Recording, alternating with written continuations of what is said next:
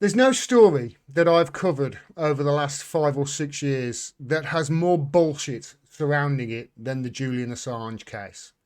Now, for those of you that need a refresher on the Julian Assange case, he is currently in Belmarsh Prison in London. This is the UK's Guantanamo Bay. All right, it's the worst hellhole in Britain. His neighbours are terrorists and murderers. That's who he's got for company. And he's currently there right now on remand. He's not charged with any crime in this country whatsoever. He's on remand facing extradition to the United States, who not long ago the CIA were drawing up plans to kidnap and kill him in the centre of London. However, the UK High Court overturned the Magistrates Court's decision not to extradite him to the United States, and they overturned it based on a pinky swear from the United States that they wouldn't put him under special administrative measures, otherwise known as torture and isolation. They pinky swear to the UK that they wouldn't do that. The Amnesty International called this pinky swear inherently unreliable, because they also said they reserve the right to put Assange under special administrative measures once he is extradited to the United States, if he does anything that warrants it. In other words, the CIA will be able to put him under SAMS at any time, and he'll have no appeal against it either. They won't even have to say, they won't have to back that up with any evidence. He's a dead man as soon as he hits those shores, let's face it. And fortunately, through years of activism and through years of brave people around the world trying to get this information out and get the truth out about Assange, there seems to be a lot of weight behind him being freed right now. And this has culminated in the latest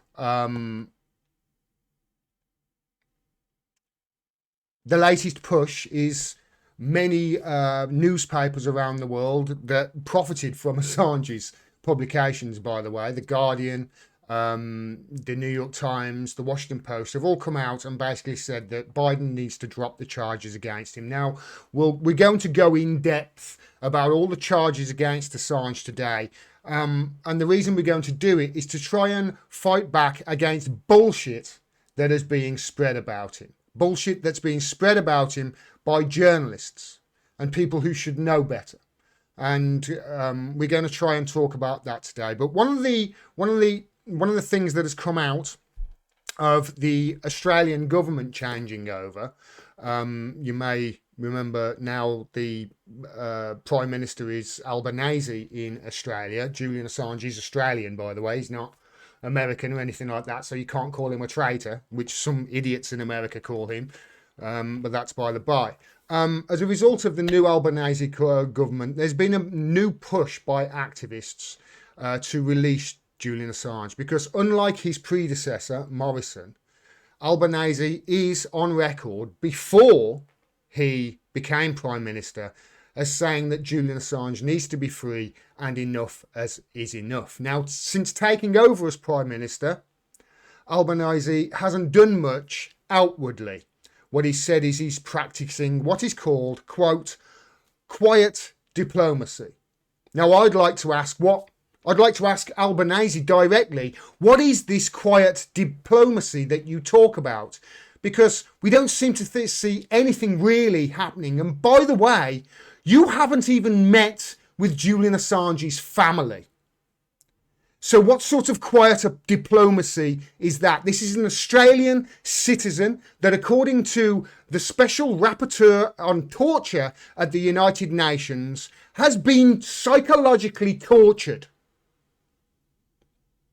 Why haven't you at least reached out to Julian Assange's family if you are really practicing quiet diplomacy? However, it's great that Australia has got a Prime Minister that at least before he became Prime Minister, was in favour of Julian Assange. Now, the latest is this, which is, it comes from ABC, and this is ABC Global Affairs editor John Lyons on ABC News in Australia, talking about Julian's declining health and his optimism for Albanese action. I'm going to play this, and you'll have to give me a second just to get my expectation is that my system set up to the right levels. within the next 2 And hopefully those on TikTok will also be able to hear this. This is ABC's Global Affairs editor John Lyons in Australia at ABC News, talking about Julian's declining health and his optimism for action from Prime Minister Albanese. Take a listen. 2 months or so, Julian Assange will be released. I know Anthony Albanese is working strongly behind the scenes. He has said as much, that enough is enough. The compelling thing about that case is that the American military officer who leaked the information, Chelsea Manning, to Julian Assange, she is free. She was released, right, and pardoned by her own government. Yet the messenger, the publisher, the journalist in the middle, Julian Assange, is now in Belmarsh prison. I think he's slowly dying. I think his health is deteriorating. He had, according to his brother, who I spoke to recently, he had a mini stroke last year. For 2 years during COVID, he was locked up for 23 hours a day. It's been 8 or 9 years now of limbo. I think that it only takes one phone call from Anthony Albanese to Joe Biden, or at the end of a phone call to say, listen, and Joe Biden would barely know the name Julian Assange. Of all the issues he's got to deal with, Julian Assange is way down there. Just to say, listen, we're a great ally, we're doing AUKUS, please, you've had this Australian citizen now waiting for justice for years and years and years. Whether he's a journalist or not, I think any Australian citizen should be given due process, and he has not been given due process.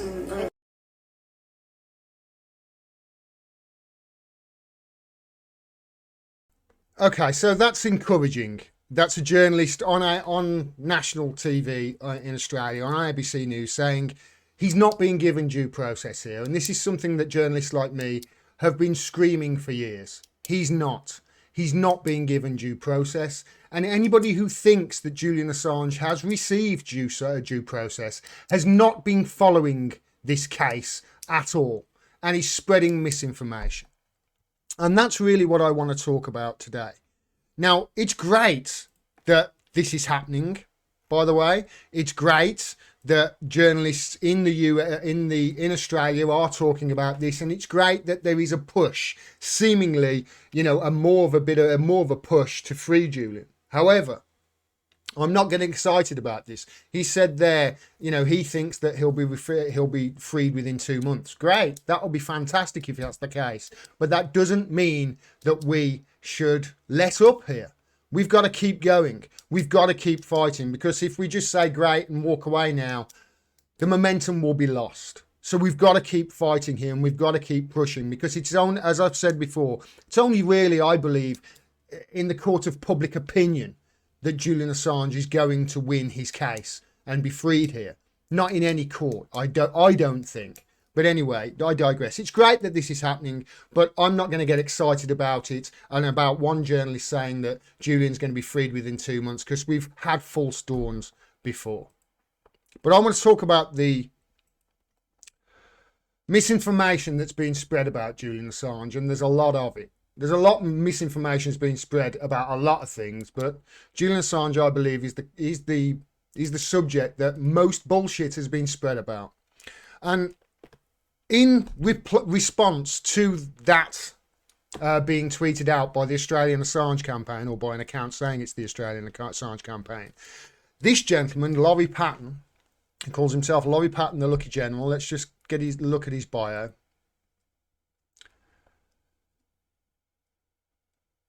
He said he says he's a public interest advocate, he's a campaign director, communications practitioner, and a former political advisor, journalist, and media executive.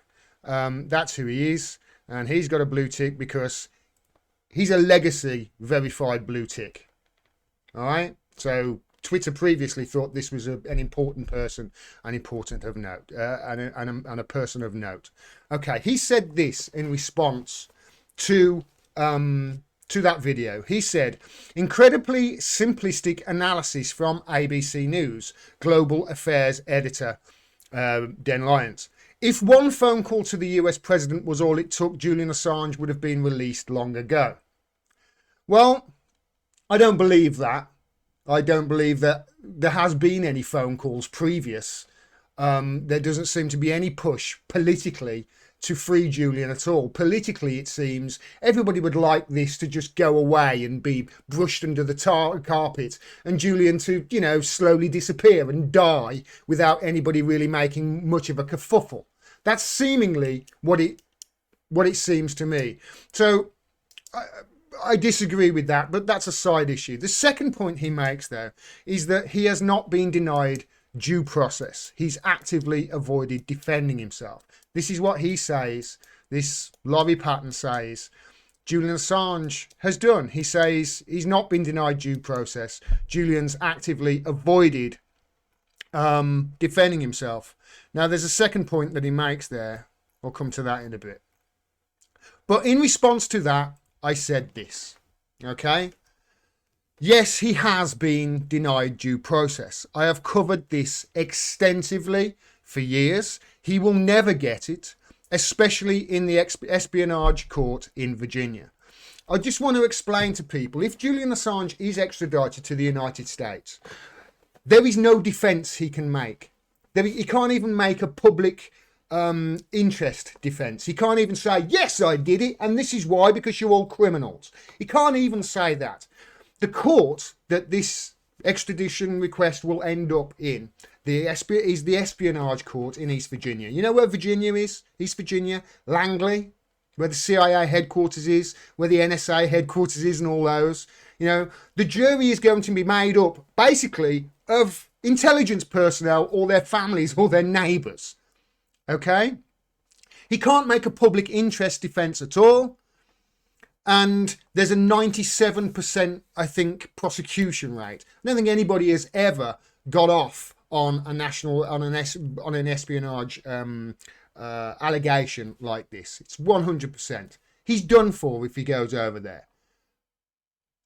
And it all gets swept under the rug, and it's all in a secret court where very little is said.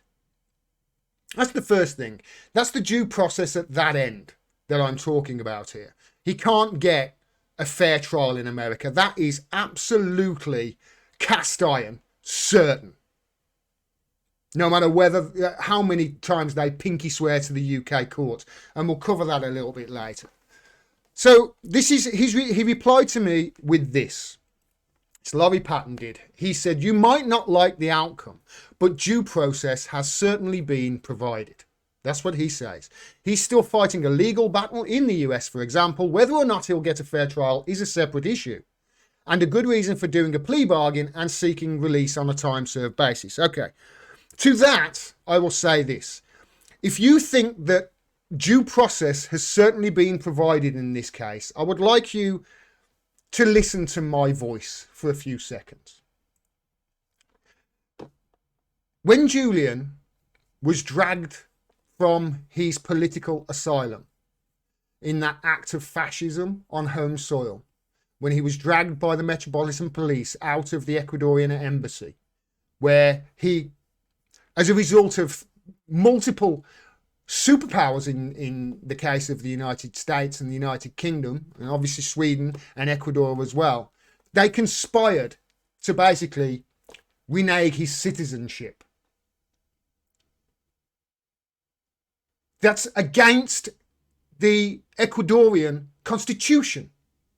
It's against the law in Ecuador to do that. But they did it anyway. And at that point, he was taken directly to a court where the judge called him a narcissist. A narcissist. And the charges were read against him. And at that time, it was a charge of cracking a password, hacking a password. And he replied to that, I didn't hack no password. That's pretty much all he said, other than to confirm his name. And from that point, he was taken to Belmarsh prison, the worst prison in this country, as I say. The UK's Guantanamo Bay. And he was slammed away to see his fate on charges of jumping bail. Now, you may remember he jumped bail to escape what many people said were, quote, charges in Sweden. There were never any charges in Sweden, ever, against Julian Assange. That is a cast iron lie, 100%. Anybody saying it is a propagandist and a liar. They are repeating misinformation. They are useful idiots at best. There were never any charges in Sweden, ever. But he sought, originally, asylum in the Ecuadorian embassy because he said that the allegations in Sweden were weaponized by the state to get him into custody in Sweden, so Sweden can then extradite him onward to the United States. Guess what happened when he was dragged from the embassy? That's right, they unsealed the indictment that Julian Assange said was sealed all along. And then the allegations in Sweden were immediately dropped. We haven't heard much of them for years, have we? We heard nothing but allegations from Sweden whenever something was going, it looked like things were going in Julian Assange's favour. That case in Sweden, the preliminary investigation, was opened and closed more times than a fridge door, according to Fidel Narvaez, one of the diplomats at the Ecuadorian embassy and a friend of Julian's.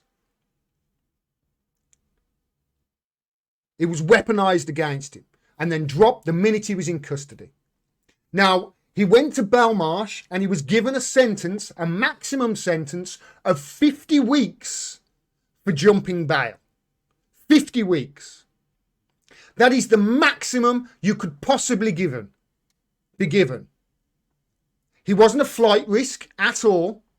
They said he was a flight risk because he sought asylum in the embassy. Well, he sought asylum in the embassy because he said that this was all a ruse and there was a sealed indictment in America. And guess what? He was proved right the minute he was thrown in Belmarsh because that case was dropped.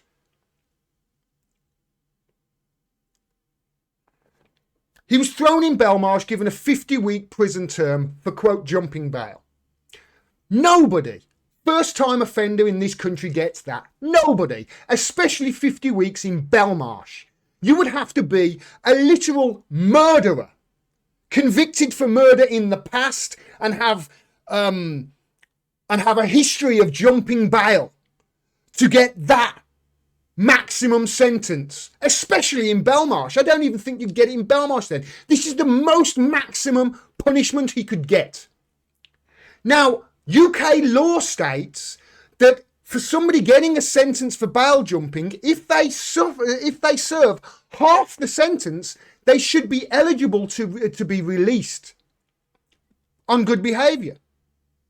He was never given that option, ever. They served his maximum sentence. They never released him, going against UK law. And then afterwards, since that 50 weeks is finished, he's been in there a further 2.5 years, nearly 3 years, on remand, not charged with any crime in this country. How can anybody, knowing that, say that Julian Assange has been given due process? How? In his letter to me, he explained he had no access to his writings. He had no access to a library, a computer, nothing. For months, they held his glasses, and then when he got them, he was broken. He finally got a laptop, and the keys were all glued down. How is this due process? How can you say due process has been served on Assange?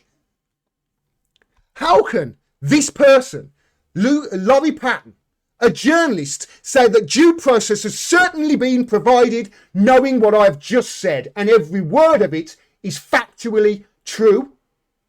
Would you like, Laurie, your family to go through that? If one of your family had gone through that, would you say that due process has been served then?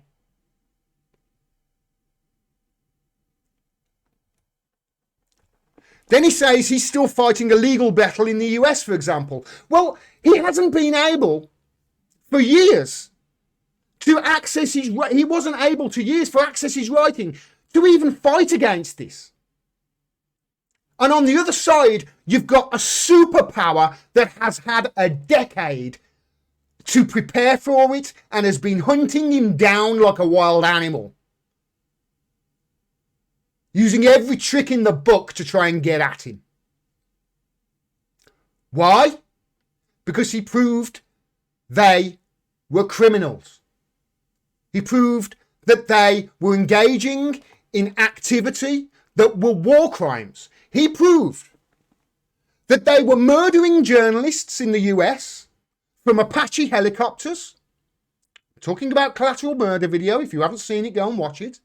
They were murdering journalists, laughing about it, saying, ha, look at them dead bastards, from a helicopter a mile away, then shooting at the first responders when they came to help, people who came to help, journalists who were dying on the floor with their kids in the back. They shot at the truck, blowing it to smithereens. Luckily, the kids survived, I think. What they did then was lie to the families of those two Reuters journalists and tell them that they got caught in crossfire from insurgents. That's what they did. And they would have gotten away with it to this day had WikiLeaks not published Collateral Murder. Not a single person has been punished for that war crime. The only people who have been punished are the person who leaked that document and those documents, Private Manning, and the publisher, Julian Assange.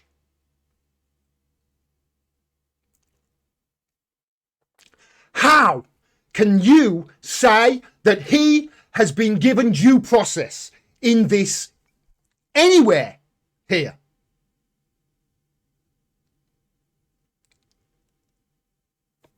How is this equitable? That the United States can have a decade to prepare a superpower, yet you throw him in the guy in prison for 50 weeks for a bail offence that was proven to be a ruse, weaponizing sexual assault claims, turning them into allegations of rape when neither girl ever accused him of rape, ever.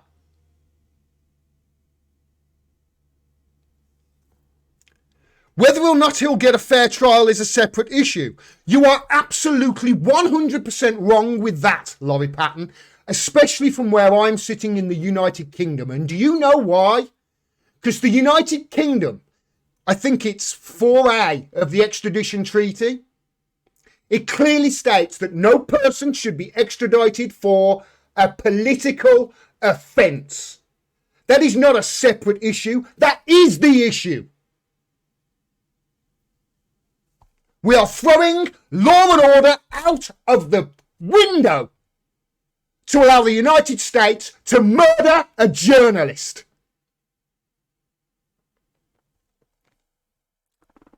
And a good reason for doing a plea bargain, he says, and seeking release on a time-served basis. I said to this guy, a plea bargain for what offence? What was his crime? What did he do that was criminal?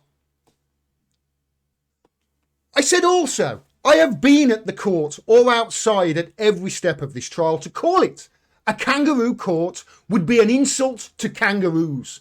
Kangaroos would be like, fuck off, cobber. What the fuck are you trying to play for? Send our boy back here. Kangaroos have a backbone. Seemingly Australian, UK, US journalists, they're all basically amoebas. I said he has been denied due process at every turn. Please stop spreading misinformation. He responded with this.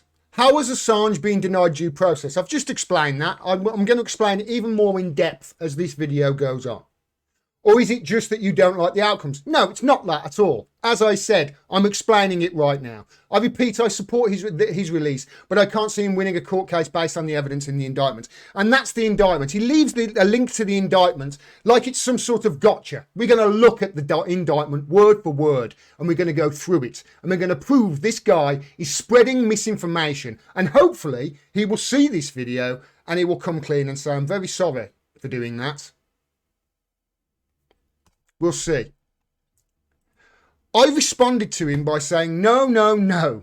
You don't get to ask any more questions and lazily attempt to muddy any more waters until you have answered my original question. What crime has Julian Assange committed?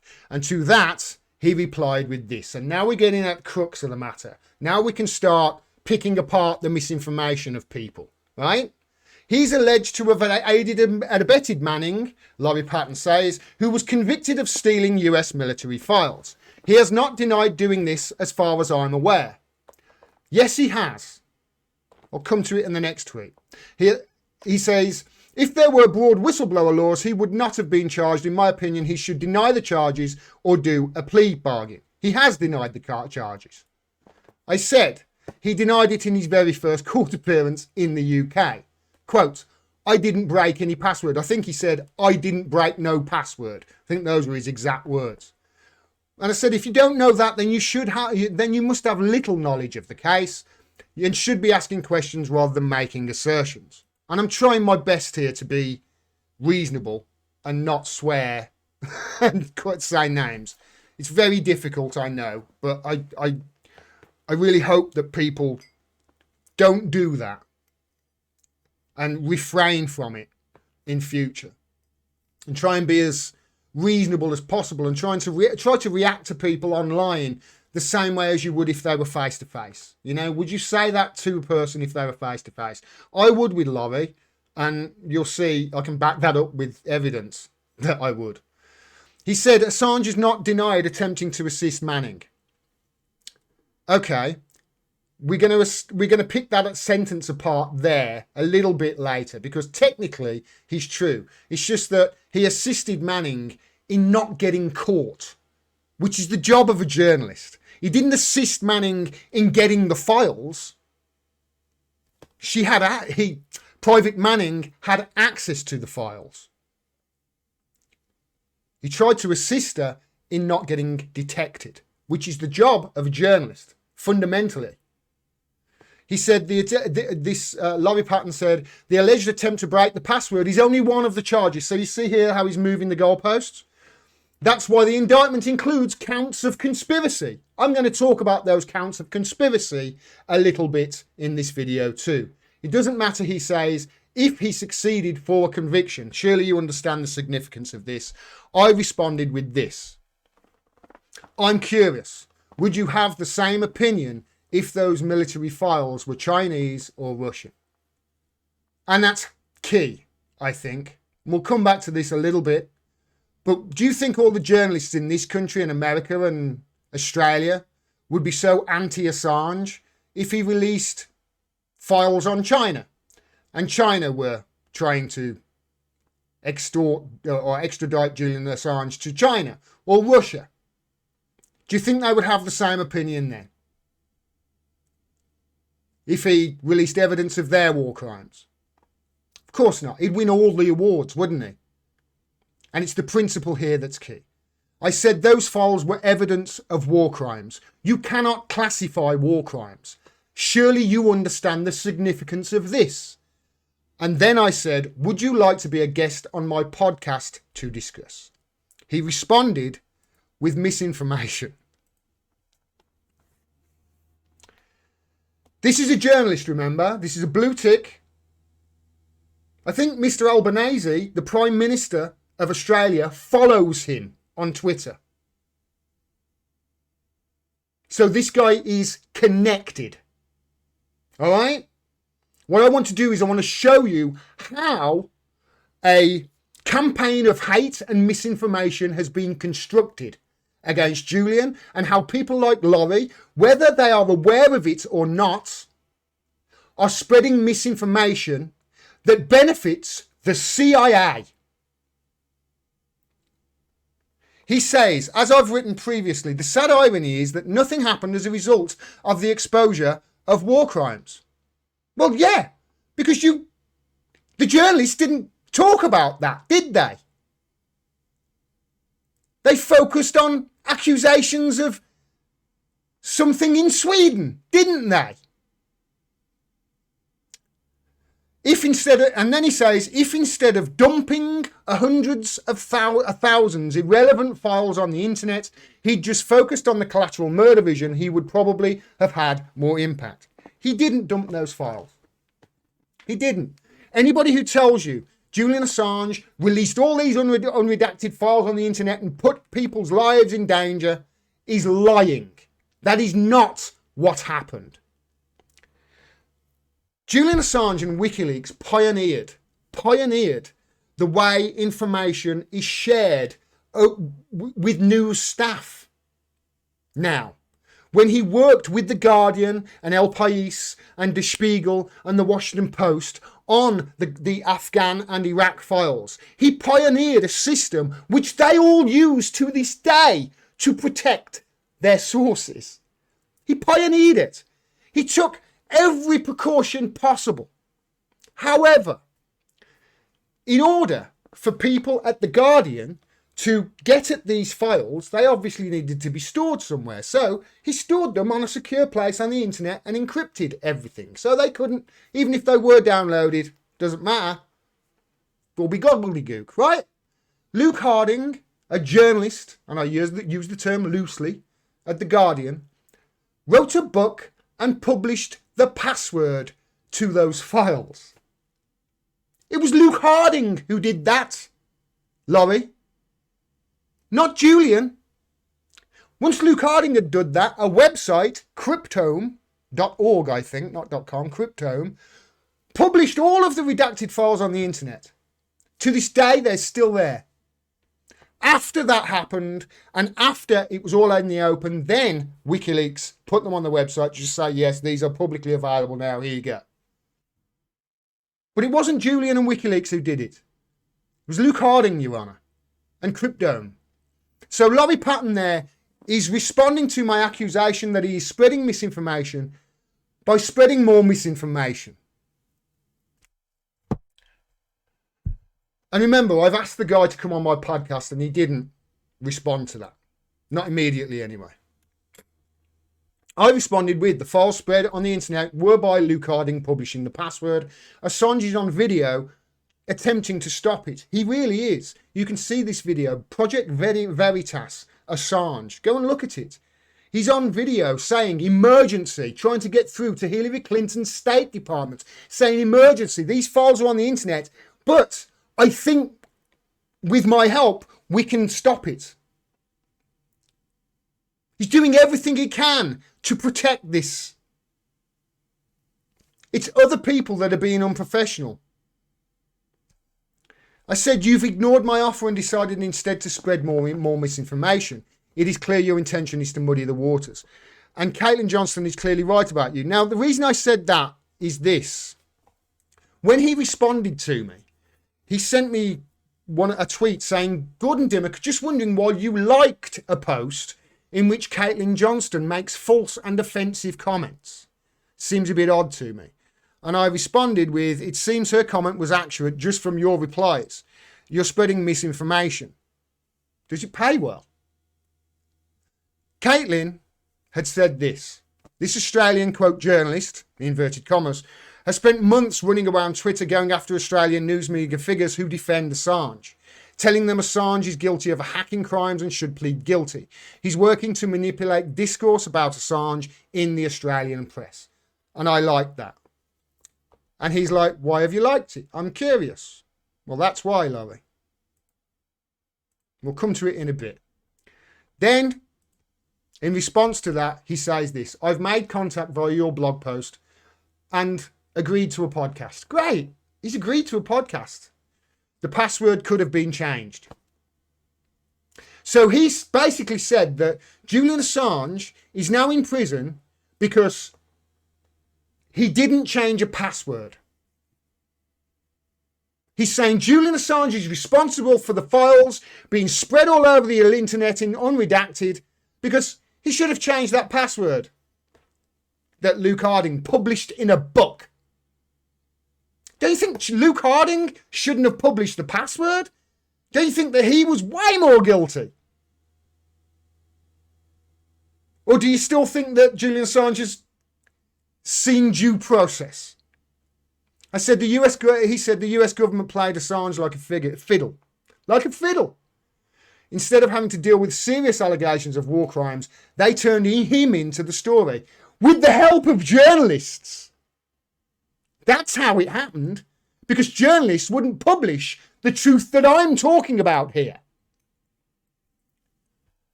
I reached out to Mr. Patton and I said, thank you very much for agreeing to a podcast. And he, I said, come on, we'll talk. And he basically said, I could say everything I needed to say in 10 minutes. That's not the way my podcasts are done. That's the way mainstream media does news. My podcasts are an hour, 2 hours long. My videos are long. Because this case is long. This case has many turns and lots of misinformation that has been spread that you have to bat away to get to the truth. And that's why I'm doing this video instead. I've said, no, that's not the way my podcasts are done. I'm going to do a video instead. And I'll publish the video. And then if you would like to respond, I will publish that response. However, I reserve the right to respond to that response if there's any more misinformation you're spreading. Can't say fairer than that. Try to be as gentlemanly as I possibly can. Let me just take a drink and have a break. Thanks to everybody watching on Rumble and on TikTok, by the way. Thank you. Please go through to my website and subscribe to my newsletter and you'll get notifications of when I go live again and when I drop videos, etc. Yeah, thank you very much for doing that. All right. So I want to talk about Caitlin Johnston a little bit because she has a lot to say about Mr. Patton. And as you can see here, she says, scroll through all his tweets mentioning Assange. They're overwhelmingly directed at media outlets and journalists, most of them Australian, pushing the same narrative over and over again. Assange is guilty hacker and charging him as a hacker is good. And these are some of the tweets that he's sent out, saying that this is not about press freedom, this is about him hacking stuff. This is misinformation that he's spreading. And he says he's on Assange's side as well. That's the thing that boggles the mind. He says he's on Assange's side. I can't, with friends like this, you wouldn't need enemies, would you? The newspaper editors who worked with him to publish the WikiLeaks cables were not prosecuted, nor should be. Perhaps that's because they did what they did was journalism, and what Assange allegedly did was assist Manning in hacking US government computers. This is misinformation. This is lies that he's spreading here. Replying to newspapers with that comment. He said what they did was journalism, what The Guardian and The Spiegel did was journalism, but what Assange allegedly did was assist Manning in hacking US computers. Private Manning, had access to all of the information. Private Manning didn't need to hack anything. She had access already. Why would Julian need to assist her in hacking a government computer when she's already got access to all of the files? The truth is, what he tried to do, what's alleged is, he tried to hack a password. That password, the password hash, was to try and cover up her tracks, to do what a journalist should do, to help their source not get caught. Because protecting sources is a fundamental pillar of journalism. Laurie Patton should know this if he is a journalist. But instead, he's spreading misinformation. Again, this is a breakfast show he's tweeting at, and other journalists he's tweeting at here. Julian Assange has not denied his role in the hacking of US government computers. Yes, he has. I didn't hack no password, he said, in the first time he was in court.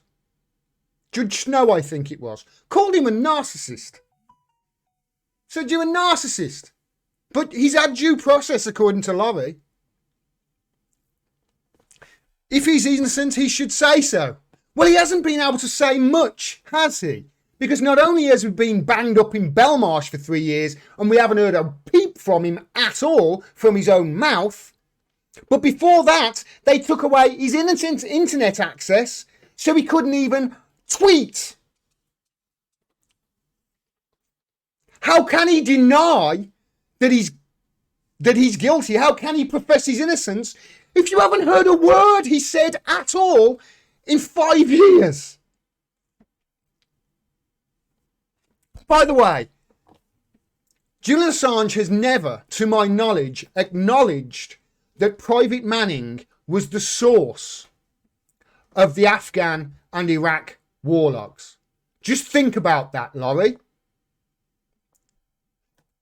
He has to protect that source. Even though Private Manning has been found out that they were the source because they talked to somebody else who then talked to the FBI. That somebody else, by the way, committed suicide. Allegedly. But a fundamental pillar of journalism is you don't burn your source. If Julian talks and says, yes, I did that with Manning, they've just outed their source, you dick.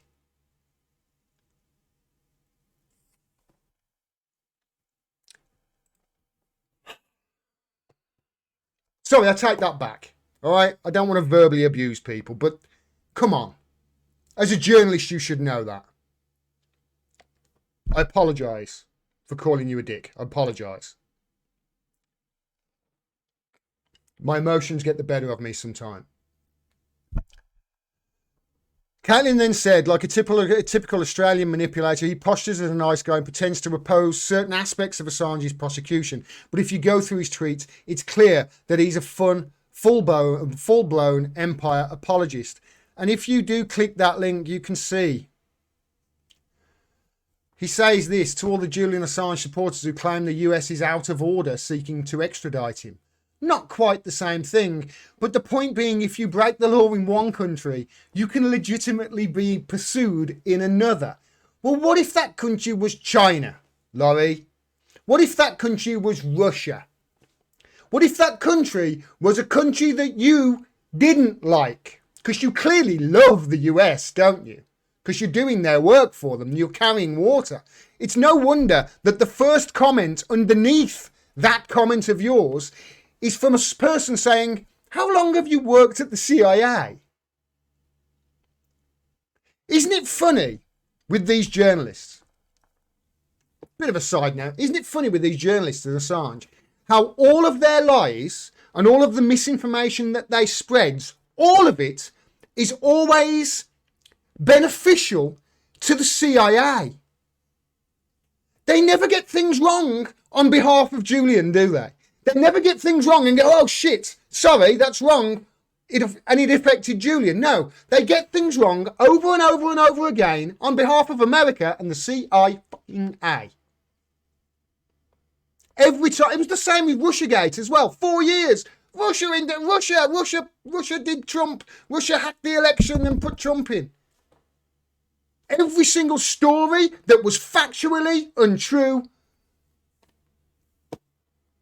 was against Trump. And like I said, I'm not a Trumper, by the way, just in case anybody watching this thinks I am. I'm not. My whole point is there's no choice here. The two sides, they're the same. Labour, Conservative, Democrat, Republican, doesn't matter. They're the same. There's no good guys here. So,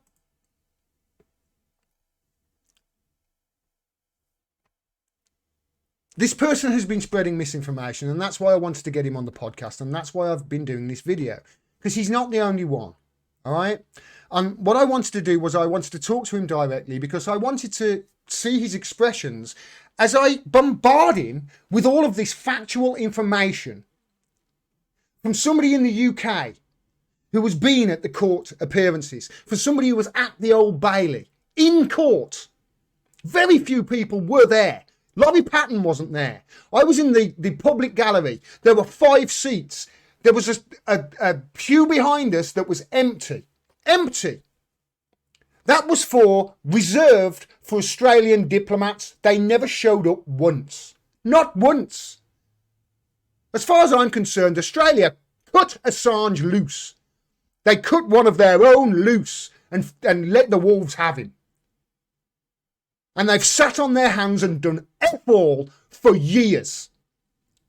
Like I say, Albanese, if you really do care about Julian and all of your citizens, why have you not even met with Julian's family? How can you say you're working behind the scenes? You haven't even spoken to his dad.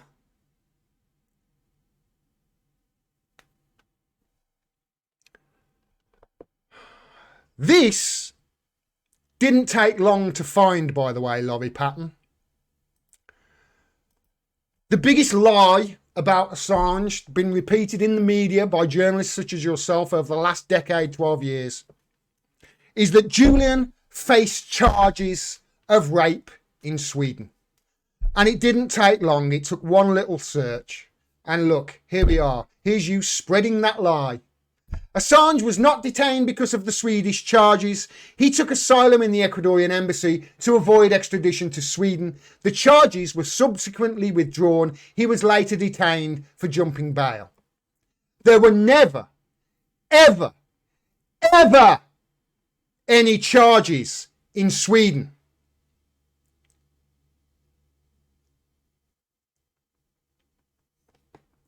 It was something that was weaponized to try and get him in custody. So, and because the UK, hey,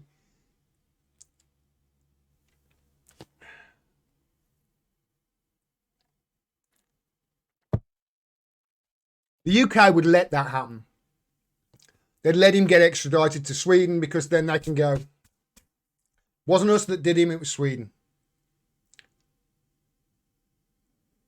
It was great for the UK to be able to do that. Oh, brilliant. Yeah, get him off to Sweden. Sweden can extradite him. It wasn't us that killed him, Your Honour. They can say that. There were never any charges in Sweden. Neither woman in Sweden ever accused him of rape. Ever. Yet here you are,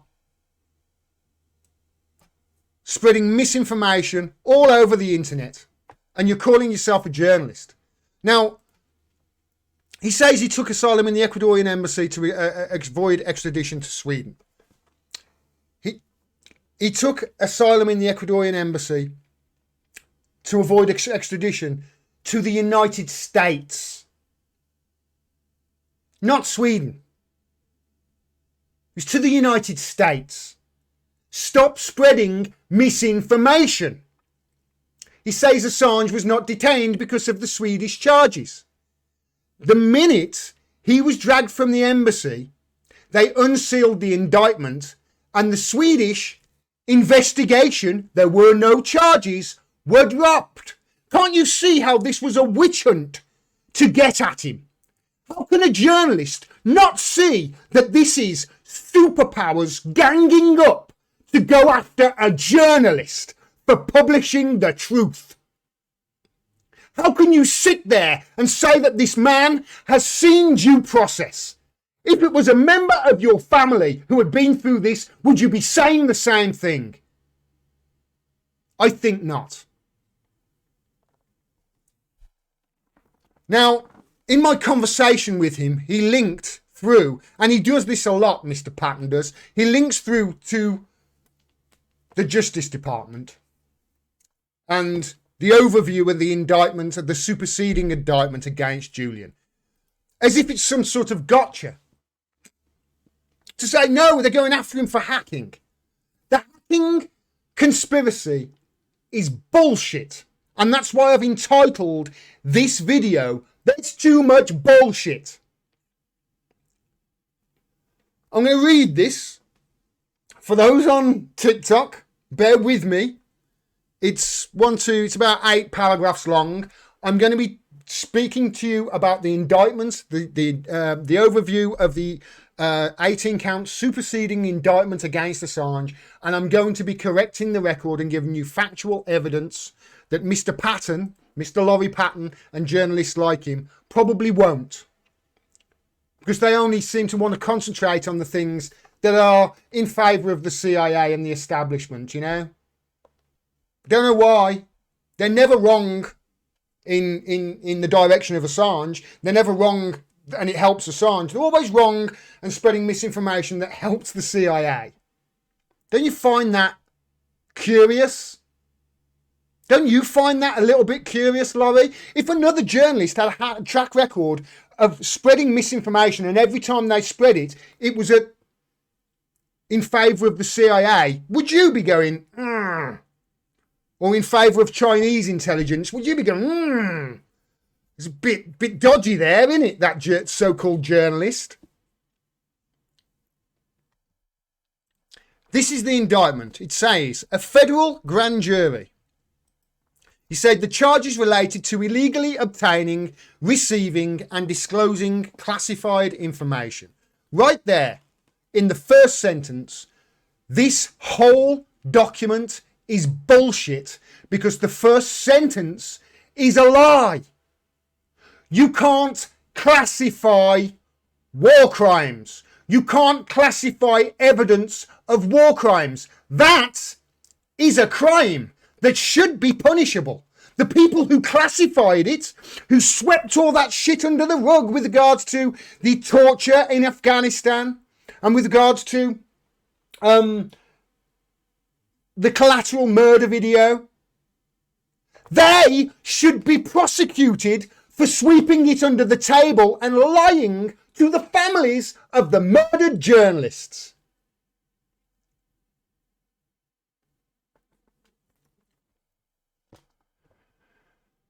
It says this, let me zoom in.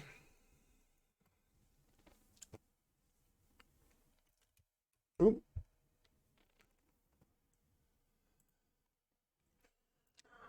Okay. A federal grand jury returned an 18-count superseding indictment today charging Julian Assange, the founder of WikiLeaks, with offences that relate to Assange's alleged role in one of the largest compromises of classified information. You can't classify war crimes. They've done it again in the history of the United States. And this was May 23rd, 2019. Okay? This is just after he's been thrown in Belmarsh. Just after the Sweden investigation was suddenly dropped.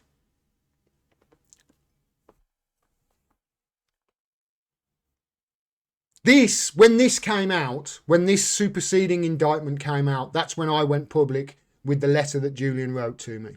For anybody who wants to read that, it's online. Just typing Gordon Dimmack, the Canary, Julian Assange, you'll find it. This is why I went public with it.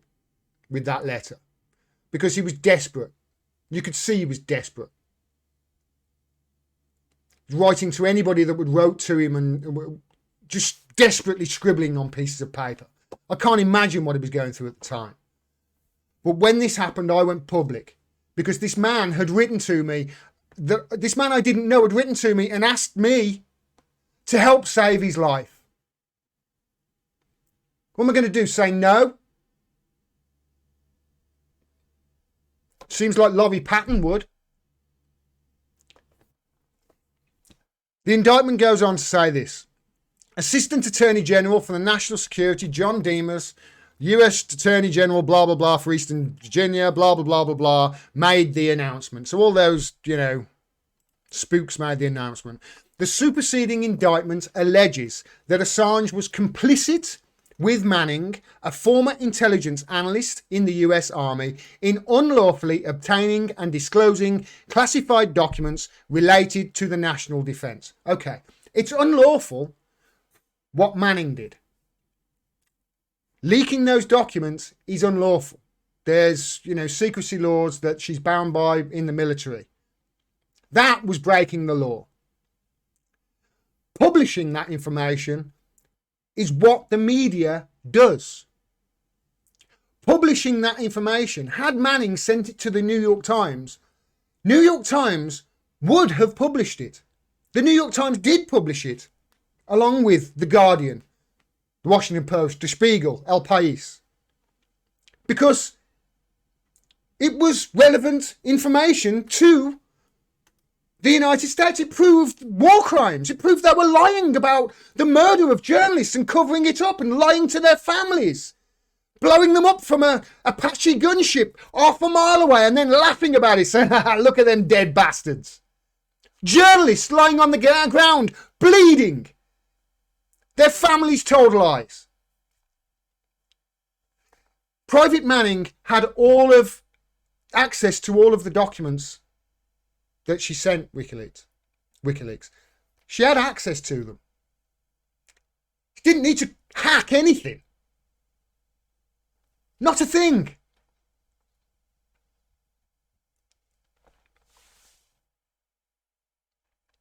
Specifically, the superseding indictment alleges that Assange conspired with Manning, obtained from Manning and aided and abetted her in obtaining classified information with reason to believe that the information was to be used in the injury of the United States or the advantage of a foreign nation. Received and attempted to receive classified information having reason to believe that such materials would be taken, made and disposed of by a person contrary to law and aided and abetted Manning in communicating classified documents to Assange. Again, Assange, the password hash was to try and cover her tracks, to try and stop her being outed as the source. Manning had access to all the documents. For what it's worth, the password was never hacked. Never. I'm not even sure an attempt was made, but according to the United States, that happened. But it's regardless. The password that they're saying that he attempted to hack didn't crack it, and also wasn't to get at any documents at all. It was to cover Manning's tracks. Something that journalists should do with their sources. It's a fundamental pillar. After agreeing to receive documents from After agreeing to receive classified documents from Manning, and remember, this is what Laurie Patton links to all the time to sort of like prove that he's telling the truth and prove that he's right. Bunk. It's bullshit. After agreeing to receive classified documents from Manning and aiding, abetting and causing Manning to provide classified documents, the superseding indictment charges that Assange then published on WikiLeaks classified documents that contained the unredacted names of human sources who provided information to the United States forces in Iraq and Afghanistan and to the US State Department diplomats around the world. I'll finish this paragraph before I take it apart, okay? They say these human sources included local Afghans and Iraqis, journalists, religious leaders, human rights advocates, and political dissidents from repressive regimes. According to the superseding indictments, Assange's actions risked serious harm to the United States national security to the benefit of our adversaries and put the unredacted named human sources at a grave and imminent risk of serious physical harm and or arbitrary detention. So what they're saying here in that paragraph, and they're saying in some of the points in the indictment, is that Assange put lives at risk in Afghanistan, local Afghans, local Iraqis, journalists, religious leaders, because these documents, he published them unredacted on the internet. Well, as I've explained, he didn't. When WikiLeaks did put them on the internet, they were freely available. So why are they only going after WikiLeaks here? Why are they only going after Julian Assange? Cryptome had these on their website for ages. It was Luke Harding that published the password to them to allow them to be on the internet freely. WikiLeaks only published them after they were all over the internet. It wasn't WikiLeaks that released them. So why are the US only going after Assange? Isn't this proof that this is the United States vindictively going after a journalist on his own? Because it's the journalist that they want, and it's not necessarily, what he did that's the problem here. In the trial of Private Manning, under penalty of oath, the United States could not provide a single shred of evidence to back up their claim that people's lives were put in risk of serious physical harm and arbitrary detention. They couldn't provide a single piece of evidence in that trial against Manning. In that trial, and I think the trial at the Old Bailey as well, although I'm not sure on that, so don't accuse me of spreading misinformation, but I think they had to, in a roundabout way, they admitted it in the Old Bailey trial. I definitely know it happened in the Manning trial. So that whole paragraph there, that's bullshit too.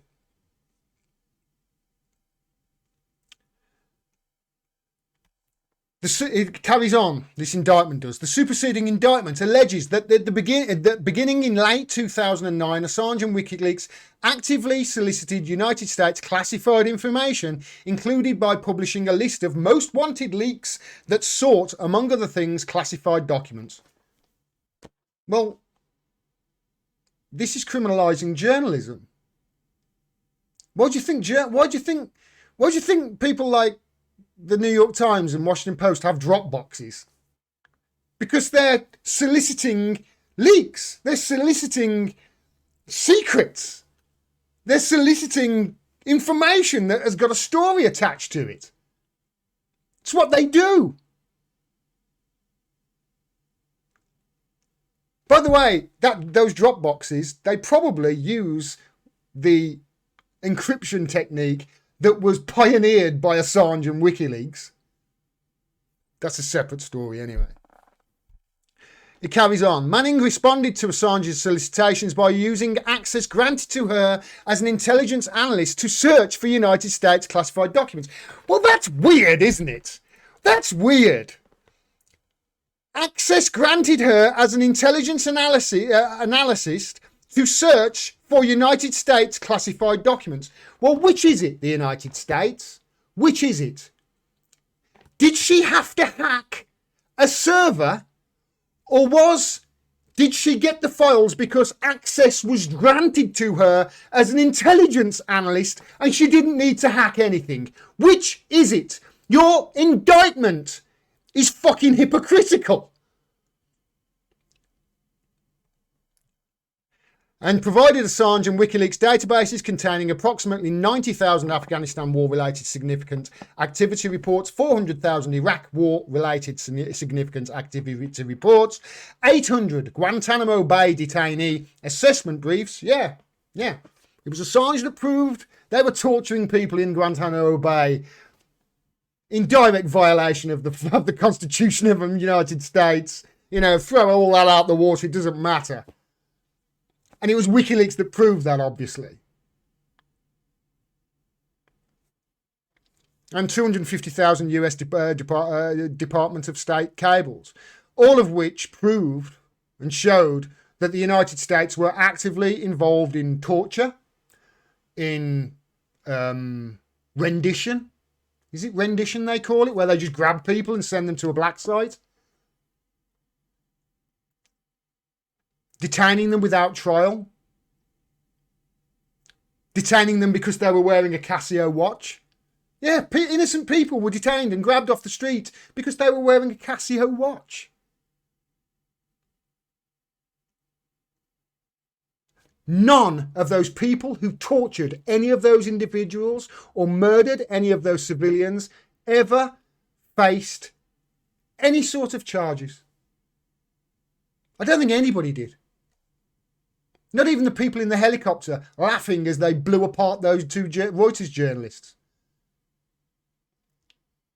But the person who leaked the information and the publisher, yeah, they've seen the inside of a prison cell for years, haven't they?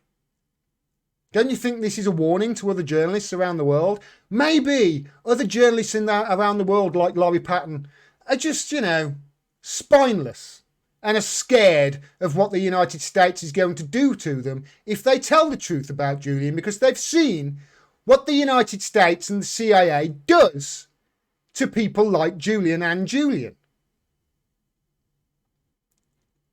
And they probably, oh, well, if I spread this information about the CIA, money appears. Oh, it's wonderful. The indictment continues. Many of these documents were classified at the secret level. You can't classify. You can't make secret evidence of war crimes.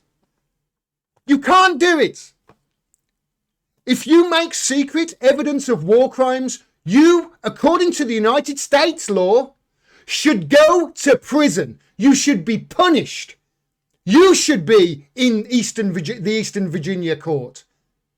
If you've swept evidence of war crimes under the rug, evidence of that you murdered journalists and lied about it. Nobody has, though. Manning also provided rules of engagement files for the Iraq War, most of which were also classified at the secret level and which delineated the circumstances and limitations under which the United States forces would initiate or conduct combat engagement with other forces. That paragraph, by the way, that's bullshit. Because, and when I say it's bullshit, it's because, well, Assange didn't release those documents. Not those ones. That was Luke Harding. That was Cryptome. They released the unredacted documents. Do you see? The superseding indictment alleges that Manning and Assange engaged in real-time discussions regarding Manning's transmission of classified records to Assange. Well, how else are they going to talk about a whistleblower giving documents to their publisher? How else? Are they meant to telepathically transmit their thoughts? Is that what the US is basically saying should happen here? And this is what this Laurie Patton points to as evidence to back up what he's saying, to say, yeah, it's true what I'm saying. He's a hacker. It's not press freedom at all. So what are you on, man? Again, I apologise. This is not... You could very well be just as much of a victim here of misinformation. But you're certainly spreading, Laurie, a lot of misinformation about Assange that helps America and the CIA. The CIA that not long ago were planning to kidnap and kill him.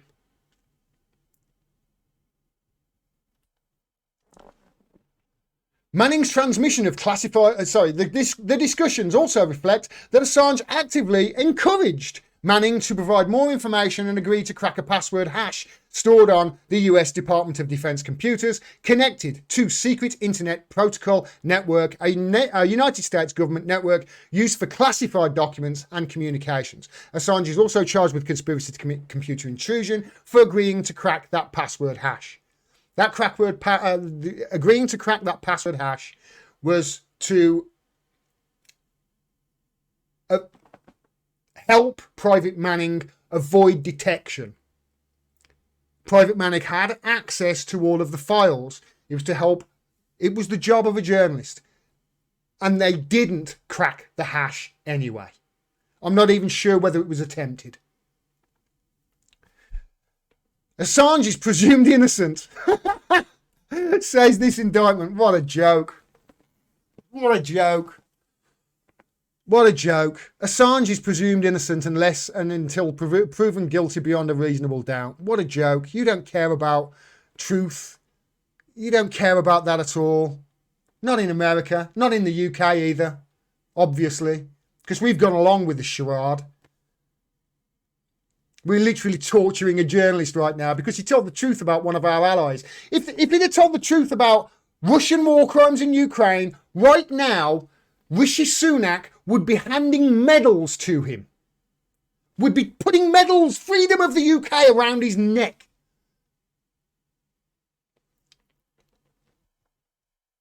If convicted, he faces a maximum penalty of 10 years in prison on each count, except for conspiracy to commit computer intrusion, for which he faces a maximum penalty of 5 years. All told, by the way, the BBC, when this came out, said, all they said was he faces 5 years in prison. No. It's 10 years per offence and then 5 years for that offence. It's a maximum of 175 years in prison he faces. And the BBC reported it as, yeah, it's just 5 years. That's how much bullshit is being spread about this.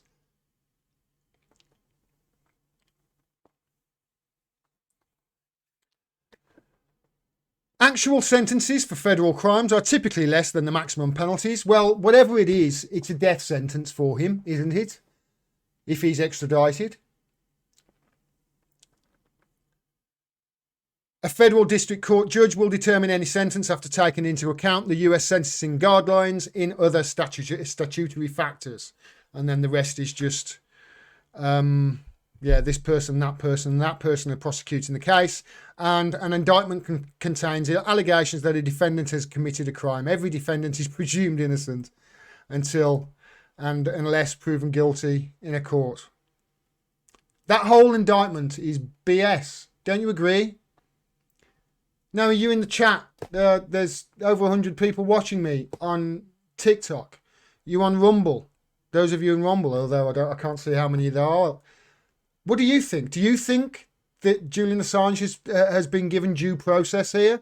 Or do you think that this has been a witch hunt and this has been superpowers coming together to victimise and prosecute and go after a journalist and murder a journalist? Make no bounds about it. They want him dead. You know, if this, I can't stress his health here. He had a mini stroke during one of the hearings last year. When they were talking about special administrative measures, he had a mini stroke. He put his head in his hands and he had a mini stroke on a live stream in court. If this process carries on, if this legal, they're using the law here. They're weaponizing the legal process to murder somebody, to keep him in prison. I mean, he's been in prison 7.5 years, arbitrarily detained in the Ecuadorian embassy, nearly 4 years now in Belmarsh. For 2 years, 23 hours a day in solitary confinement. For 2 years. According to the United Nations, if you go past 11 days of that, that's torture. He had 2 years of it during COVID. The guy's health, I can't imagine how bad it is. But from the people that I know that see him and visit him, he's hanging on by a thread. And the Australian Prime Minister won't even meet with his family. While at the same time saying, I'm doing quiet negotiations. You won't even meet his father.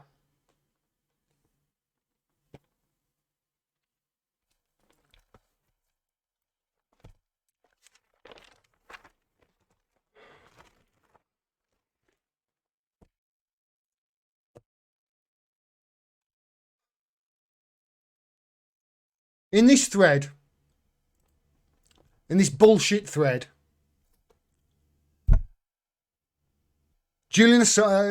Laurie Patton said quite clearly, Julian Assange has not been denied due process. Well, apart from all the stuff I told you about him being dragged from the embassy in an act of fascism, the judge then calling him a narcissist,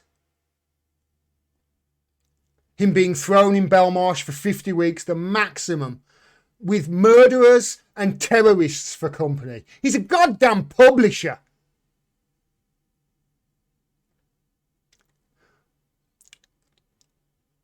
"50 weeks. Served out the maximum, even though nobody serves out the maximum. Even UK law states he should have been released after 25. And then after that, they've kept him in prison with no charges, on remand, in the worst hellhole in Britain. Apart from that, apart from them gluing his keyboard, the keys on his keyboard down when he finally got his computer, apart from giving him only like 2 minutes, 5 minutes access to the telephones to, basically set up his defense with his lawyers, when he has to wait in line with other cellmates, with other prisoners for his 5 minutes.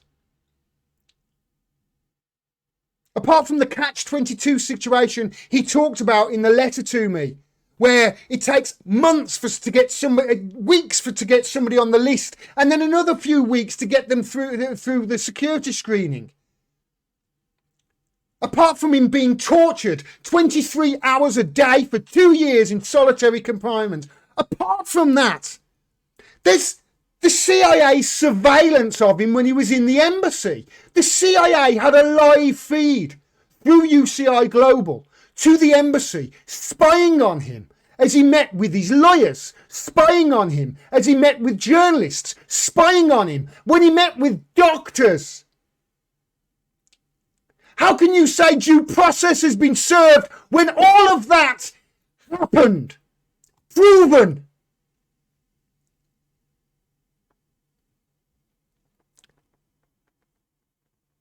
The abuse of process in the United Kingdom is astounding. Remember, the magistrate court denied extradition to the United States specifically because of the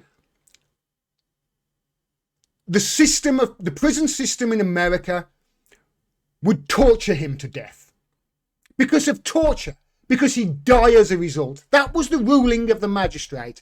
That was overturned by the High Court judge at the Royal Court of Justice, who inserted himself onto the bench, just inserted himself, right, I'm going to preside over this, who then overturned that based on a pinky swear from the CIA, from America, from the US, saying he wouldn't be tortured.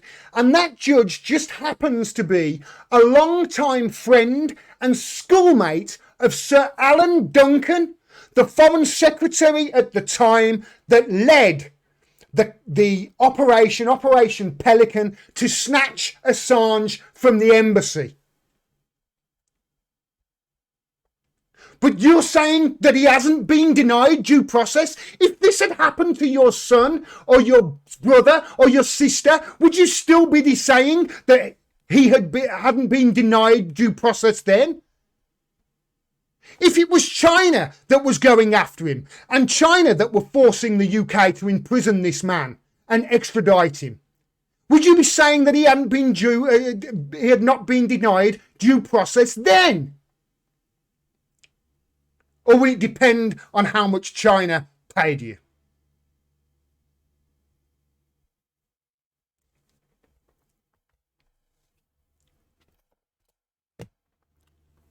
The United Nations Rapporteur on Torture, Nils Meltzer, wrote this book, The Trial of Julian Assange. Laurie Patton, read it.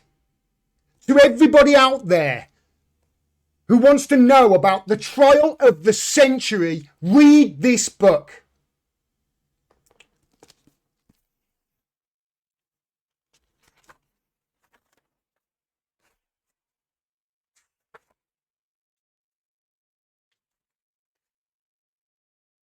There's a bit in this book I want to read. Let's see if I can find it. I'll come to it later. The United Nations Rapporteur on Torture says what's happened to Assange is torture, psychological torture. His report that he sent the United Kingdom specifically states this, specifically states just how the UK have aided and abetted in the torture of this person. And the United Nations specialist on torture wrote the report and sent it to the United Kingdom.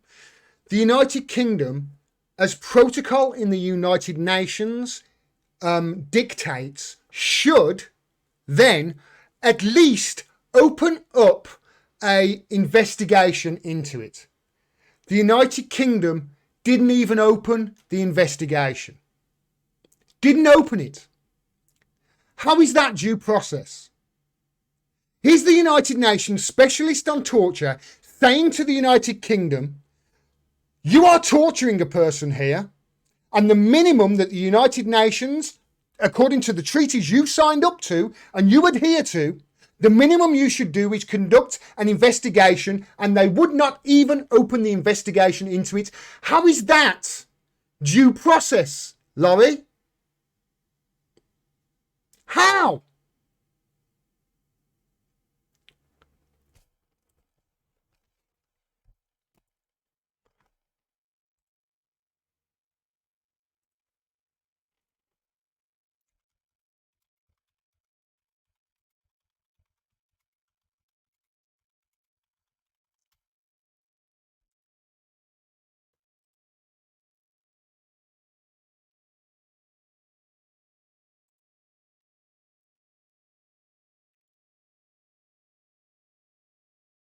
After visiting Julian Assange in London prison in Belmarsh, this is the United Nations I'm reading from. This is the United Nations website. All right? This isn't a rag I'm reading. This is the United Nations itself I'm reading, okay?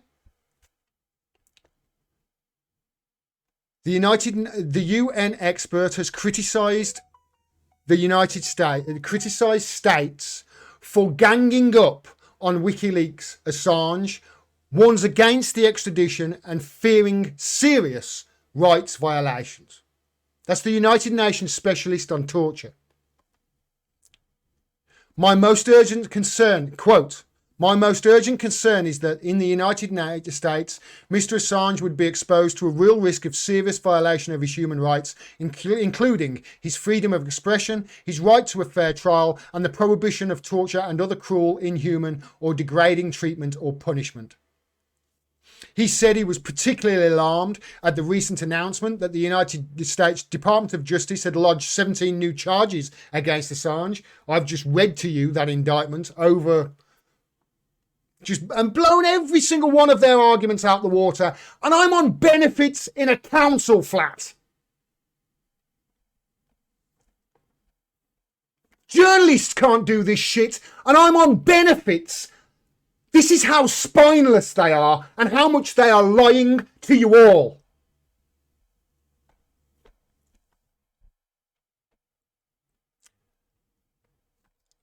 He's very alarmed about this because under the Espionage Act, it could lead to a sentence of 175 years in prison. Quote, this may well result in a life sentence without parole or possibly even the death penalty if further charges were to be added to in the future. Of course, there's nothing here to say that if he was extradited to the United States wouldn't then, before he got to the espionage court, just pile on a crapload more charges. Have another superseding indictment and another one and another one. But of course, that's not the intention here. The intention here is to do exactly what they've done for the last 3.5, 4 years, to keep him in solitary confinement, to keep psychologically torturing him, and to eventually have him die in prison. And then all the journalists will say, oh, isn't that a shame? He's died in prison, blah, blah, blah. And then it'll be swept under the rug and they can all forget about him. Well, I can't. I can't. There's a man in this country in the worst hellhole in the entire land. And his crime is he told us the truth about the war crimes of the greatest superpower the earth has ever seen. He shone a light just on how the empire works, on how it coerces countries around the world to do their bidding, on how it then lies and manipulates the truth to get whatever the ends is that they want, whatever end result they want.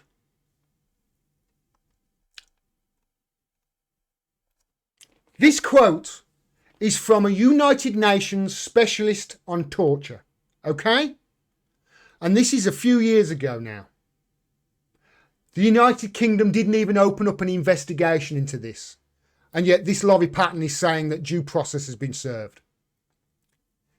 Nils Melzer said this: in 20 years of work with victims of war, violence and political persecution, I have never seen a group of democratic states ganging up to deliberately isolate, demonize and abuse a single individual for such a long time and with so little regard for human dignity and the rule of law.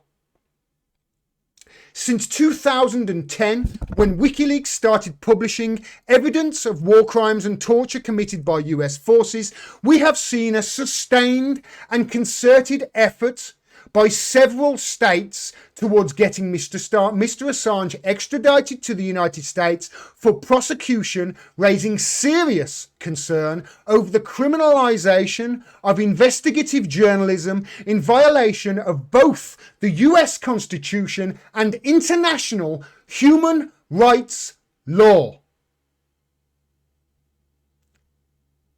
Since then, he said, there has been a, quote, relentless and unrestrained campaign of public mobbing, intimidation and defamation against the defendant, not only in the US, but also in the UK, Sweden and more recently, Ecuador. That includes humiliating, debasing and threatening statements in the press and online, as well as by senior political figures and magistrates involved in the proceedings. These are the words of the United Nations specialist on torture. Not mine. A United Nations specialist on torture.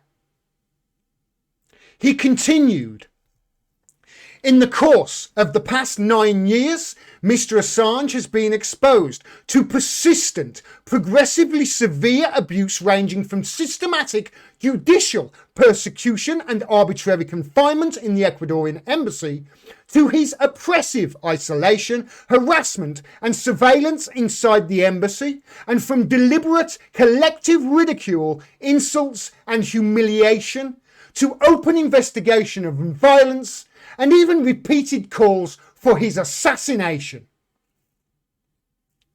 But old Laurie Patton over here on Twitter says Julian Assange has not been denied due process.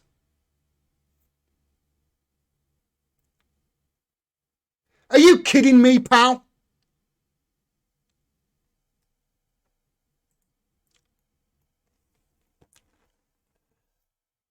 On the 9th of May, this is going back a couple of years, all right? Nils Melzer, the special rapporteur on torture, visited Assange with 2 medical experts who specialise in the examining of victims of ill treatment. Torture, right, can come in many forms, but many experts believe that the worst kind of torture is what's known as no-touch torture. We don't actually torture you physically, we do it mentally. And psychological torture is way worse than physical. Physical scars heal. Mental scars you carry around with you for a goddamn lifetime.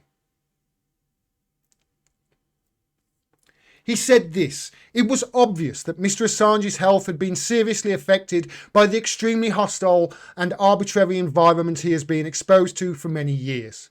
Most importantly, in addition to physical ailments, Mr. Assange showed all symptoms typical for prolonged exposure to psychological torture, including extreme stress, chronic anxiety, and intense psychological trauma. Now, all of this, no doubt, has had a massive effect on his psychological well-being, and no doubt in my mind that this is 100% responsible for the mini stroke he had on the live stream in court last year, 6 months ago or whatever it was. They're killing him. And Laurie Patton's saying due process is being served.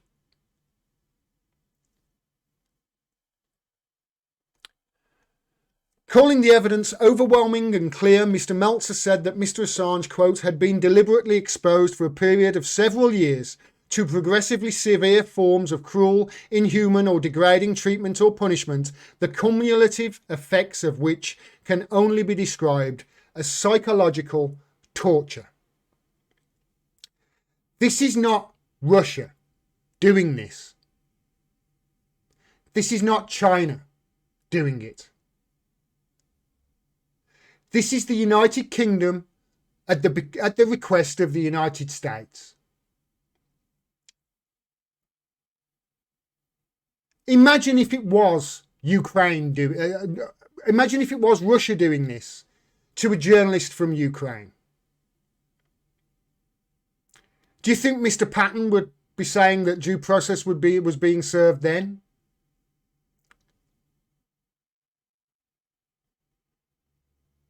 Of course not. And that's the precedent that this sets.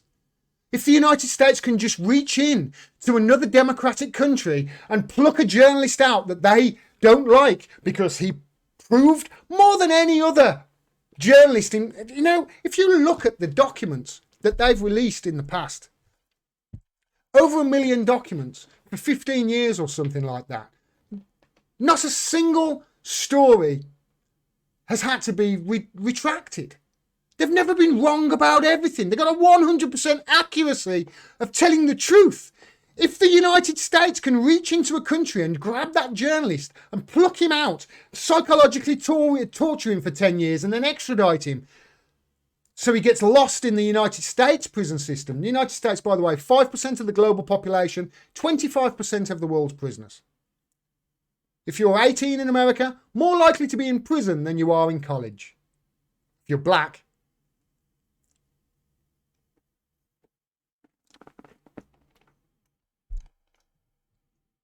I mean, if it was China, if it was Russia doing this, what do you think the journalists would be saying in this country, in America and Australia? What do you think they would be saying? There would be uproar, wouldn't there? They would be furiously scribbling. But they're silent. Why? Because they can see what they've done to Julian, and they're that spineless, they think it won't apply to them. They're like, oh, well, he's not a journalist. He's a hacker. It's not really a journalist. No proof of anything, of course. Doesn't matter. They think, oh no, this won't happen to us. Well, if this goes through, mark my words, they're coming for you next. You won't be able to do journalism about the United States. You won't be able to. You were too scared to. You probably already are.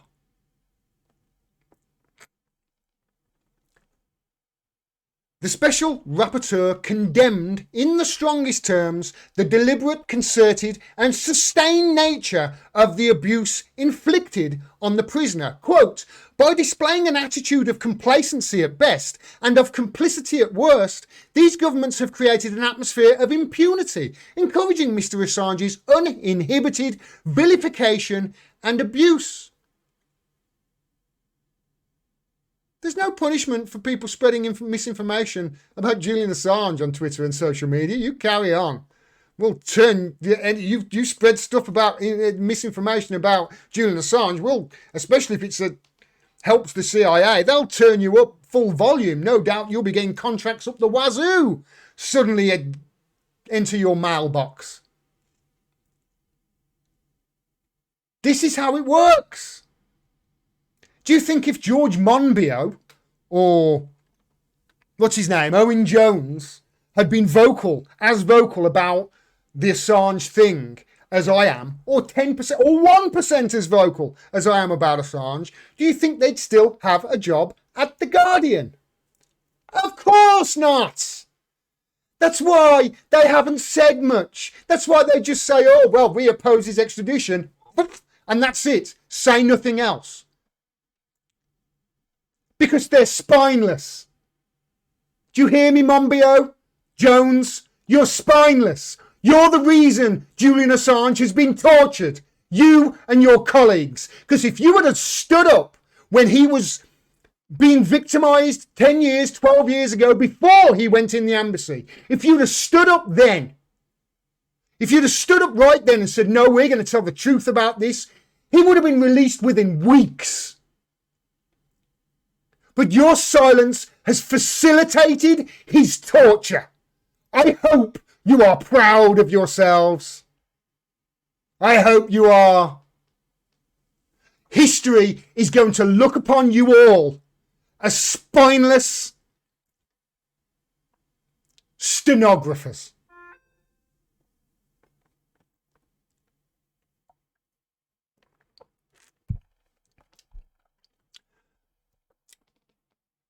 This article on the United Nations continues. In official letters, Mr. Meltzer urged the 4 involved governments to cease all activities prejudicial to Mr. Assange's human rights and to provide him with redress and rehabilitation for past harm. He appealed to the UK not to extradite the prisoner to the US or any other state that would not provide guarantees against his onward transfer to the US, and reminded Britain of its obligation to ensure Assange's unimpeded access to legal counsel and adequate preparation for his proceedings. I happen to know for a fact that both of those things have not been done. His time with his solicitors, they're always cut short. Always. They're always held up in the queues and in the security line to go for Assange. And obviously, if they're half an hour late or 45 minutes late for a 1 hour meeting, they don't get the 1 hour from then. If they're 45 minutes late, they get 15 minutes with him. That has continued to happen since Nils Meltzer published this on the United Nations website. In that letter, he urged the United Kingdom to open an investigation. That is the very minimum of what they are contracted to do by the United Nations, and they haven't done it. But Laurie Patton over here and all the journalists like him say that due process has been served. How many drugs do you need to be on to actually think that?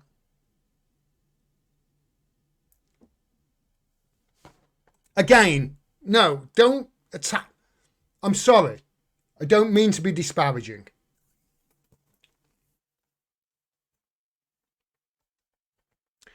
He ended it with the collective persecution of Julian Assange must end here and now. And that was, well, nearly 4 years ago. 31st of May 2019. And since then, Julian has been in Belmarsh, the worst hellhole in the United Kingdom, awaiting death. Because he told the truth about the greatest superpower the world has ever seen and its war crimes. They've been killing him for a decade. But journalists like Laurie Patton are trying to say, no, justice has been, the due process has been done here.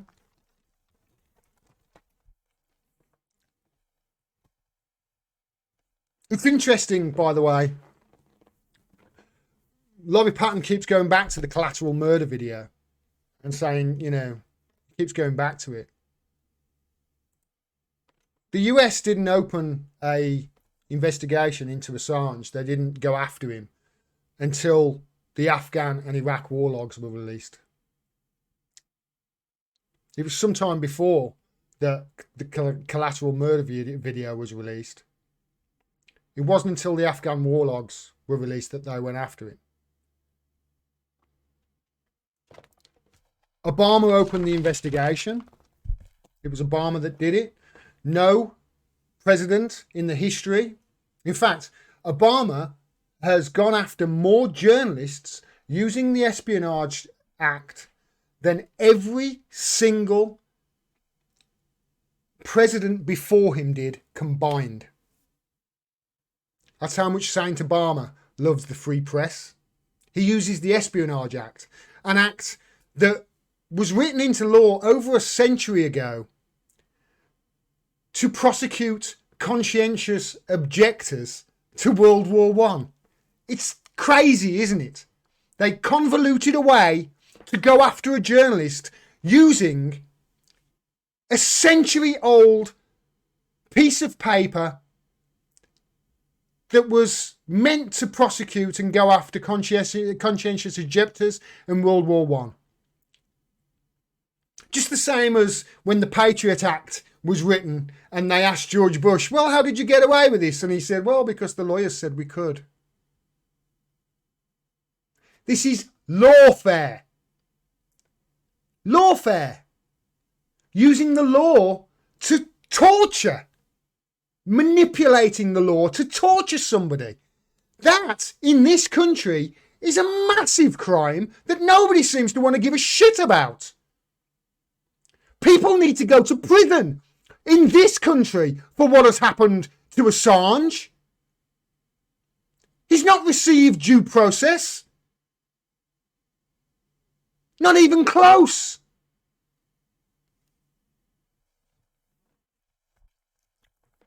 What they're trying to do here is criminalise routine practices of journalists. It is routine practice for journalists to advise their source on ways to avoid detection. To protect their source. It's one of the fundamentals of journalism. You either gather information yourself, or you are a point where people can come to you and give you information secretly. Where whistleblowers can come and give you information without you. Then you check to see if that information is true. And then if it is true and it is in the public interest, you publish it in the public forum for the public to see. And then critically, you protect your source. 4 fundamental pillars of journalism. Nobody in history has done that better than WikiLeaks. Nobody. Never had to retract a single thing. 100% accurate. Never burned a source either. Private Manning was found out because Private Manning confided in somebody else who then informed the FBI. That somebody else just happens to have allegedly committed suicide. You can read into that what you want.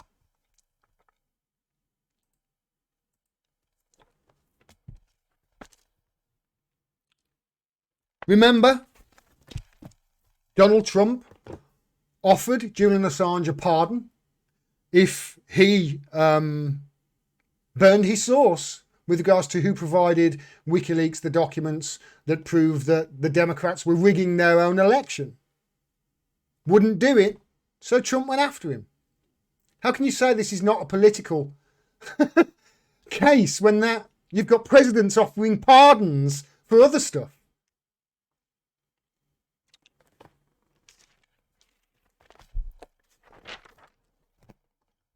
You've got the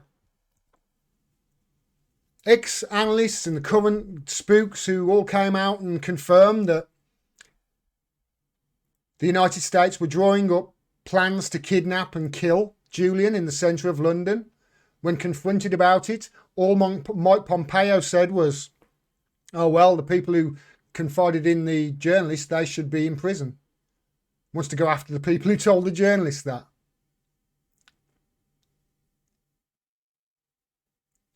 Totally okay, he thinks, to go and murder a journalist in a foreign country, in an allied foreign country. I mean, if you're in the UK, what do you think about this? If you're in the UK, what do you think about the United States planning to murder a journalist in the centre of London? It's like something out of Jason Bourne, isn't it? And then there's this. This is something that old Laurie Patton, by the way, doesn't talk about much, apparently. From what I can find, these journalists, they who talk about the hacking and who talk about, oh, it's the hack, oh, he's not a journalist, and as Laurie has been doing here. Like I say, they always get things wrong for the direction of the CIA that's going to benefit the CIA. But they don't talk about the other stuff that benefits Assange, such as the key witness in the Assange case has admitted to lies in the indictment. Do you remember in this thread, Laurie Patton said this to me?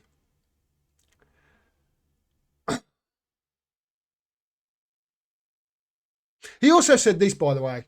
He also said this in that little thread. I want to point this out. Just a side note, but this is where he's right. He did say Chelsea Manning has not been pardoned. Her sentence was commuted. The conviction stands. That's important. He's trying to point out all the misinformation here. That's good. And he said it's time Assange was released. Someone needs to negotiate a plea bargain. I totally and utterly refute that. Why should he plea guilty to something that he's not guilty of? Why? Just so the United States can get away with it? Just so all the people who lied about the collateral murder, just so all the war criminals can say, oh, right, we can get away with it now?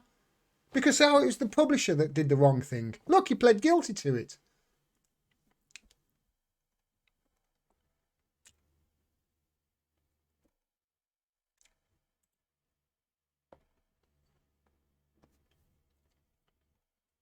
He also said this.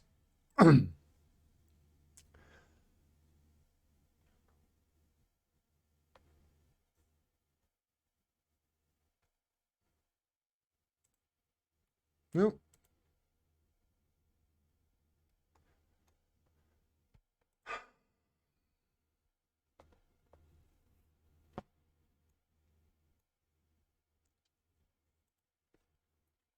When he spread the lie about the misinformation, we'll call it. When he spread the misinformation about hundreds of thousands of documents being dumped here, spread that's misinformation, and I called him on it. I said the files spread on the information were by Luke Harding publishing the password. Assange is on video attempting to stop it. He said the password could have been changed, but that's a side issue. He also said that the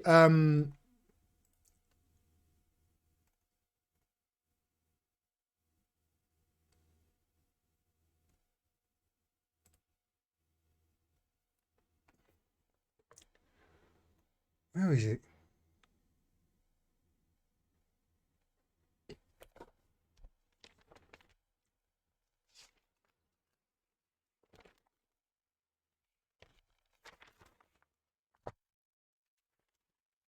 My apologies, everybody. I got lost for a little bit. This has been a long video, hasn't it? How long have I been going?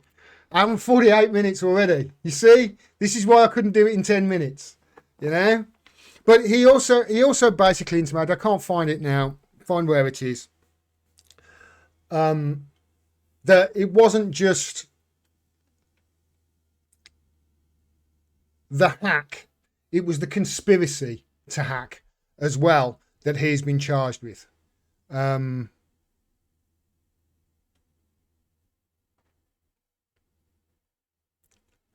you go. He said Assange is not denied attempting to assist Manning. Well, that doesn't make any difference whether he did assist her or not. It wasn't to get at the documents. It was to help his source avoid detection. That is standard journalistic practice. And as a journalist, you should know that, Laurie. Here it is for those of you watching on Rumble. He said that's why the indictment includes counts of conspiracy. Okay. Now, one of the counts of conspiracy that he includes, to bolster that claim, this is why the FBI used Siggy the hacker. Okay? This is why they used him. Now, Siggy the hacker basically told the FBI that Assange had asked him to hack the Icelandic government. And that's what the FBI used in their indictment to sort of bolster the claim that this was a conspiracy that Assange was trying to wield here, and he was trying to get hackers to do his work, and he was overtly saying to people, yeah, go and hack the government and what have you. Well, Siggy the hacker, here he is, look. This is old Siggy Thordarson, I think his name is. He's a known fraudster and convicted pedophile. I want to repeat that. This is the star witness in the FBI's case to back up their claim that there was a conspiracy to hack, as Laurie is trying to make out there. He admitted to that reporter, Bjartmar Alexanderson, who I've met. He admitted that the charges in the FBI's indictment are lies. Now, I've spoken to Bjartmar Alexanderson. I spoke to him in London, and I interviewed him for a little bit. It wasn't on camera. I've showed other talks of his that he did at the Free the Truth event on my YouTube channel. You can go and watch them. But Bjartmar is a lovely guy, and he told me how he thinks that Siggy the hacker made this whole thing up to con the FBI, and he thinks that's why, you know, that's why he's admitted now that there are lies, that he lied. He thinks he conned the FBI into giving them this information to go after Assange because they were so blinkered in going after Assange, and he was given immunity by the FBI as a result of his testimony. So Bjartmar said to me that he thinks he conned the FBI into believing this bullshit that Assange had asked this Siggy the hacker, this old Siggy Thordarson, to hack the embassy. I say Siggy the hacker, that's his nickname, by the way, but it's ironic because the guy has never hacked anything in his life. There's no evidence of him hacking anything. But apparently Julian Assange asked him to hack the Icelandic government, according to him in the indictment in the FBI. He's admitted in this interview with Bjartmar Alexanderson that that was lies. Iceland had to resurrect a decades-old law to put this guy behind bars.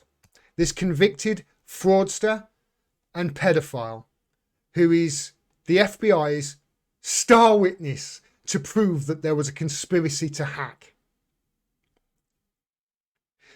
Iceland had to resurrect a decades-old law to stop what they called, and I quote, an ongoing crime spree that old Siggy the hacker was going on across Europe. He'd got immunity, baby. The FBI had given it this convicted fraudster and pedophile immunity. He was protected. Bjartmar's a lovely guy, by the way. I talked to him, the journalist who interviewed Siggy, and this will go to show you just what sort of caliber of person the FBI used in this indictment against Assange. Bjartmar said he interviewed Siggy the hacker over a period, I think it was over a weekend, it was either 2 or 3 days. After he had finished, he had to go away for a week just to recover because of the things that this convicted fraudster and pedophile was openly talking to him about. I don't want to be too graphic because we are on TikTok. TikTok's for kids. But you can read into what I mean there. He had to take a break. He was psychologically, it affected him. A journalist. Should we do a search on Twitter?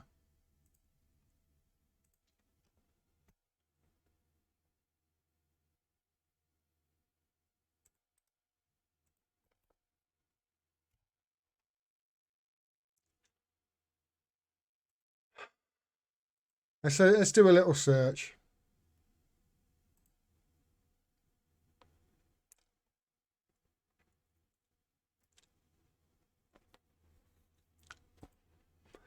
Advanced search. let's put Stunding in, okay? Because Stunding is the magazine that broke this story about Sigurd the hacker lying to the FBI. From account at LJ Patton, search. No results, everybody. So old Laurie Patton here, who thinks that due process has been served on Assange, he's never talked about this. He's never talked about the key witness in the indictment against Assange to bolster the claim that it was a conspiracy to hack. He's never talked about the fact that he's admitted that he's lied for immunity. Don't you think that's weird? Don't you think it's weird that these so-called journalists keep getting things wrong in favour of the CIA and the United States, but anything that is favourable to Assange they never talk about, and they never get things wrong in favour of Assange either? Don't you think that's strange? And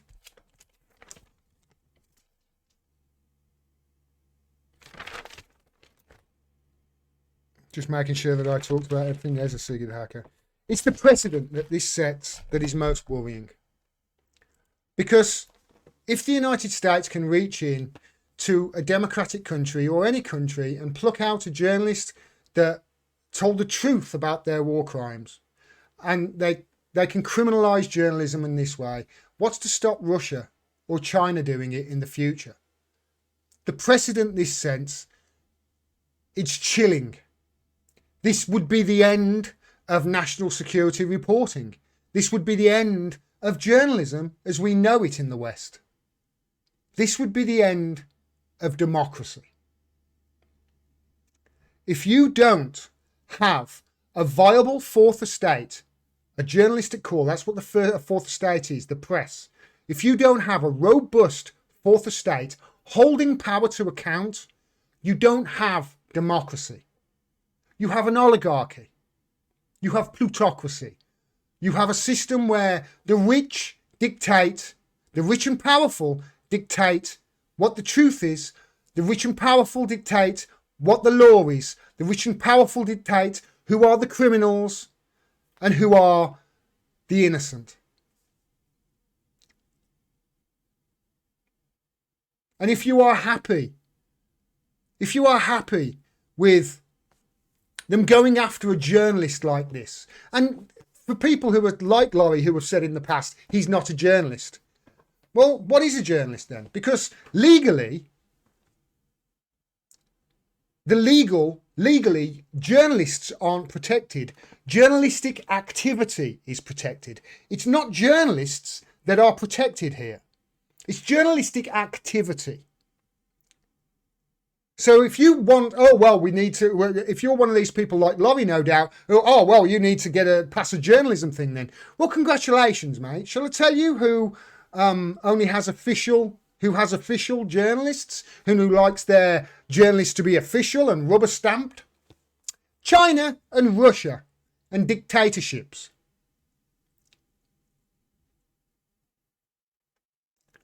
The precedent this sets is chilling.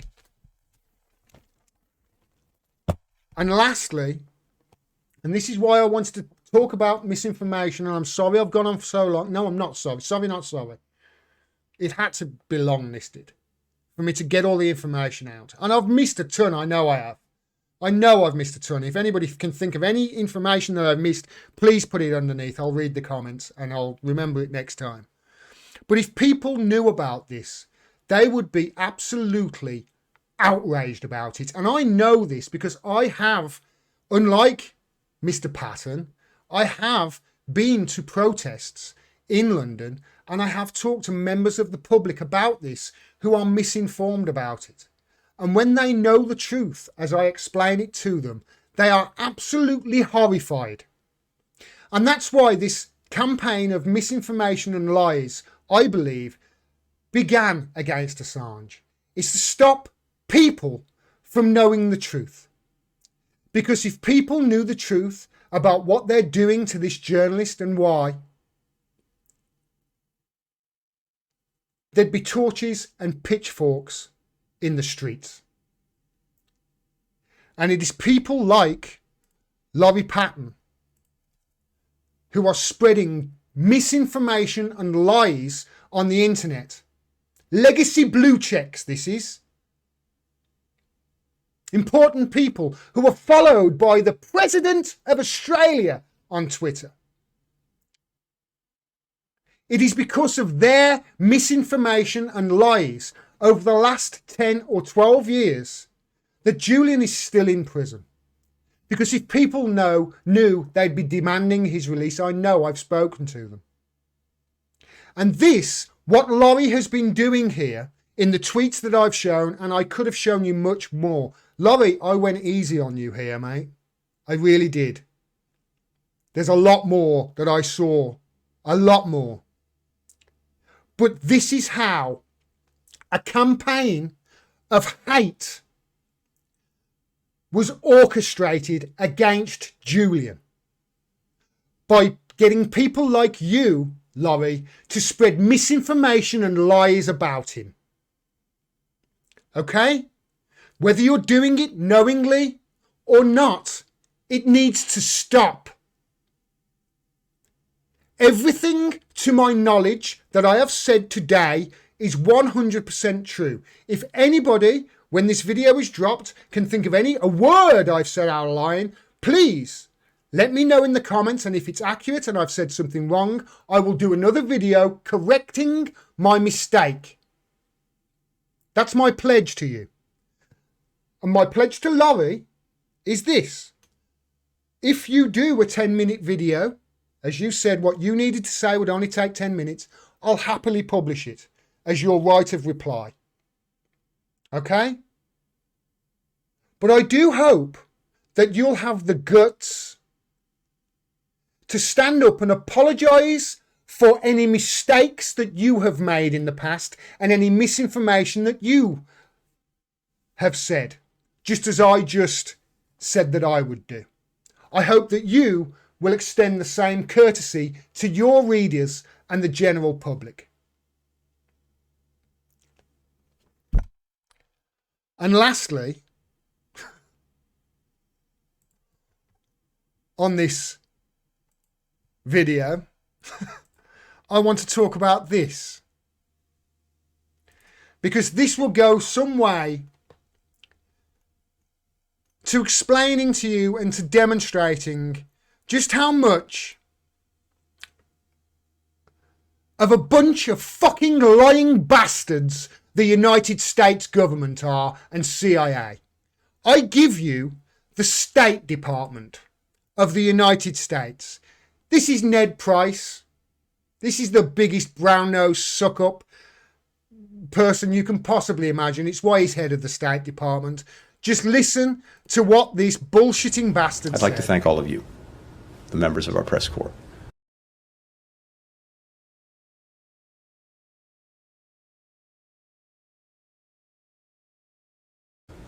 I'd like to thank all of you, the members of our press corps.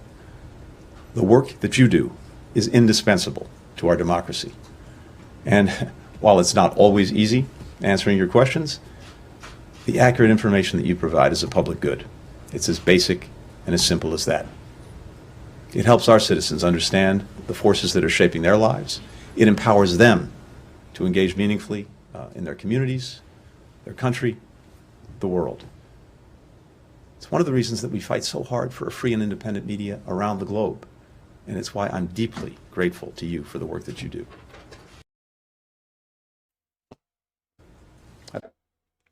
Prove it, Ned.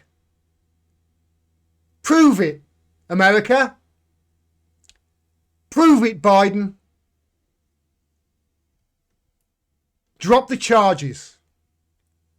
Free Julian Assange. You bastards. Hi everybody, how are you? I'm sorry. For those of you who have been here the whole time, thank you. Thank you very much for listening to me. I really appreciate it. Hopefully, I've dispelled some myths about this case. Hopefully, there's a few more people out there now that are aware of the facts. And hopefully, I have gone some way to stopping some of the misinformation being spread that people like Laurie Patton, willingly or unwillingly, are spreading every day on the internet. Thank you. All right. That's it, everybody. That's all I wanted to talk about today. There was I was going to talk about Ukraine, but I think I'm going to talk about that on a different stream, because this one's been going for 2 hours already. Let me just take some questions and some details from the people in the chat. Hi, everybody. How are you?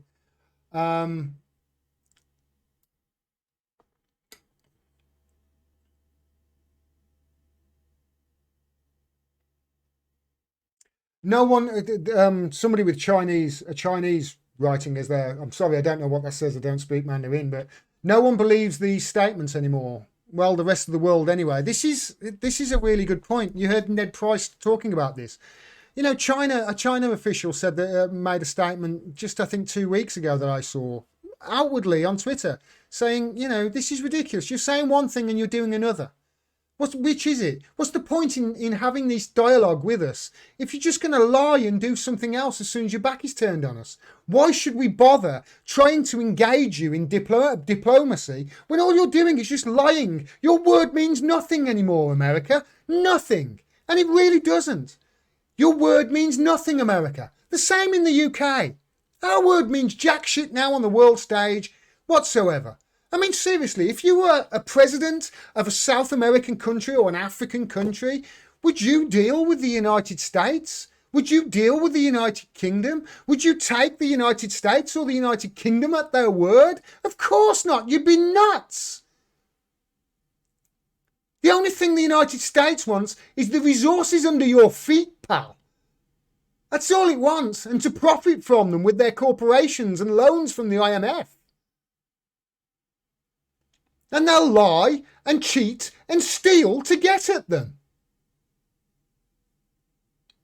And it's not just the Assange case. This is documented now over decades. You're liars. This whole indictment that I just read, one lie after another. Hardly a shred of evidence to back it up, but it doesn't matter because you know the journalists won't speak up. Therefore, you can go ahead and torture one of them. A journalist. And journalists wouldn't stand up. If you're a journalist, I'm going to implore you right now, if you're a journalist who sees this, next time you're in front of a politician, ask them about Julian Assange.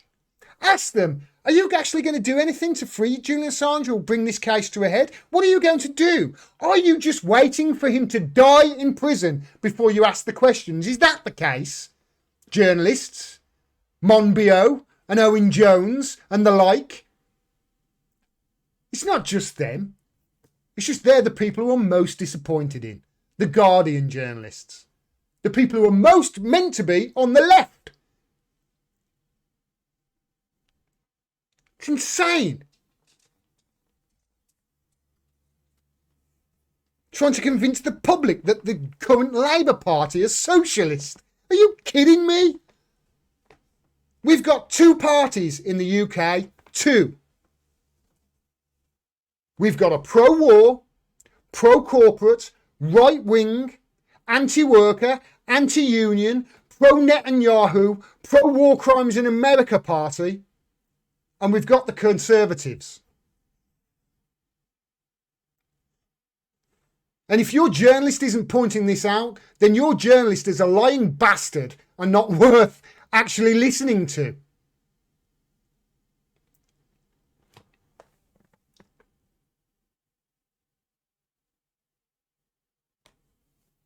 User 838 says you are one of the few reporters that give one. They're scared, User 838. They're spineless, scared little boys. That's what they are. They're afraid to say something because they think that, oh shit, look at what they did to Julian. They don't think, well, there's no way the UK would do this to one of their own, would they? No.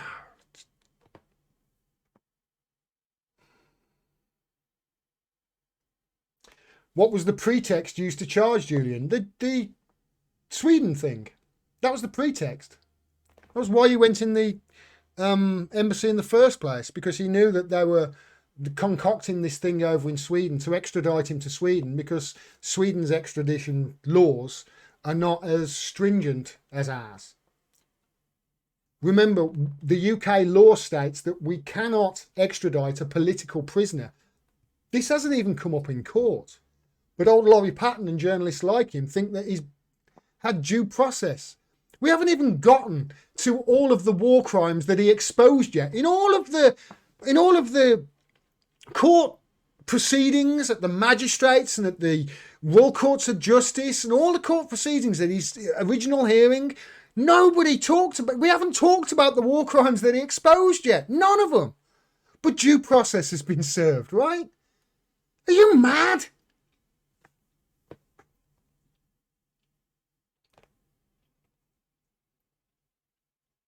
Freedom fighter was the person who said that. Hello, freedom fighter. More power to you. I'm Irish. Well, it takes an Irish bloke to know what persecution is like, eh? More power to you, mate.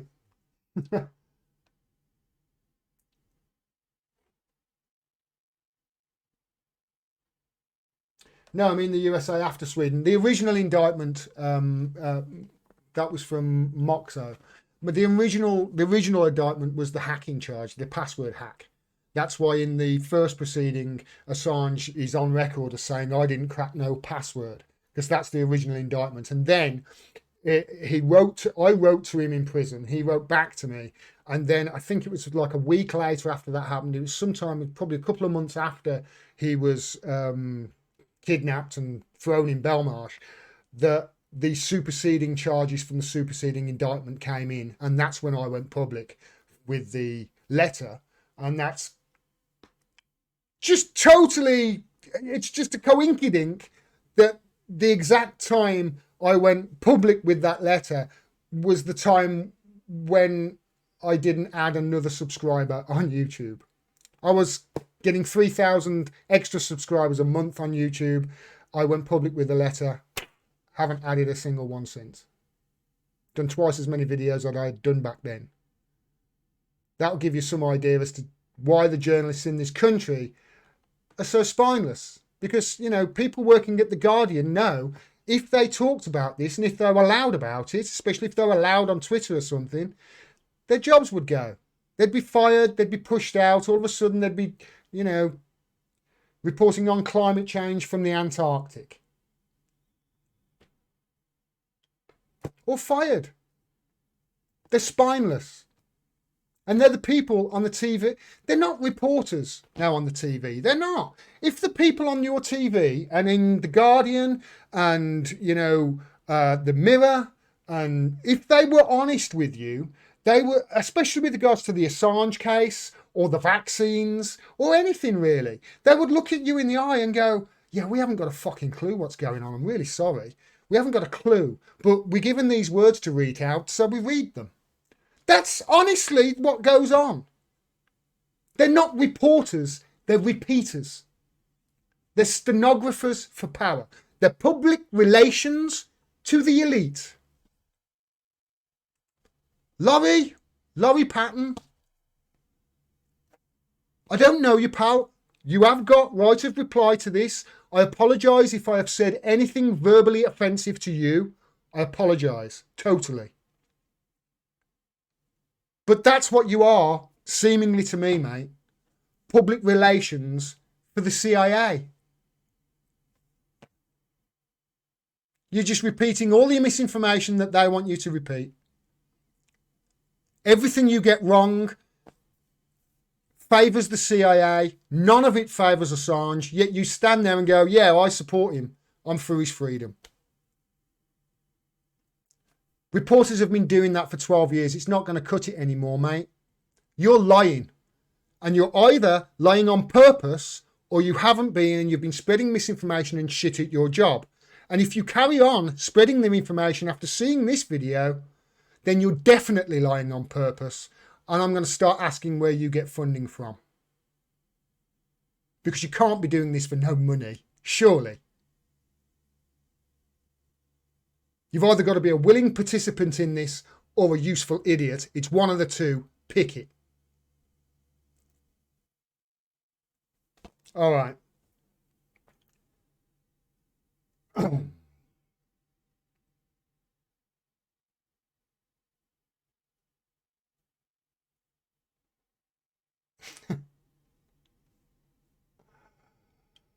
I know, Melvin. I know, mate. I know. All right.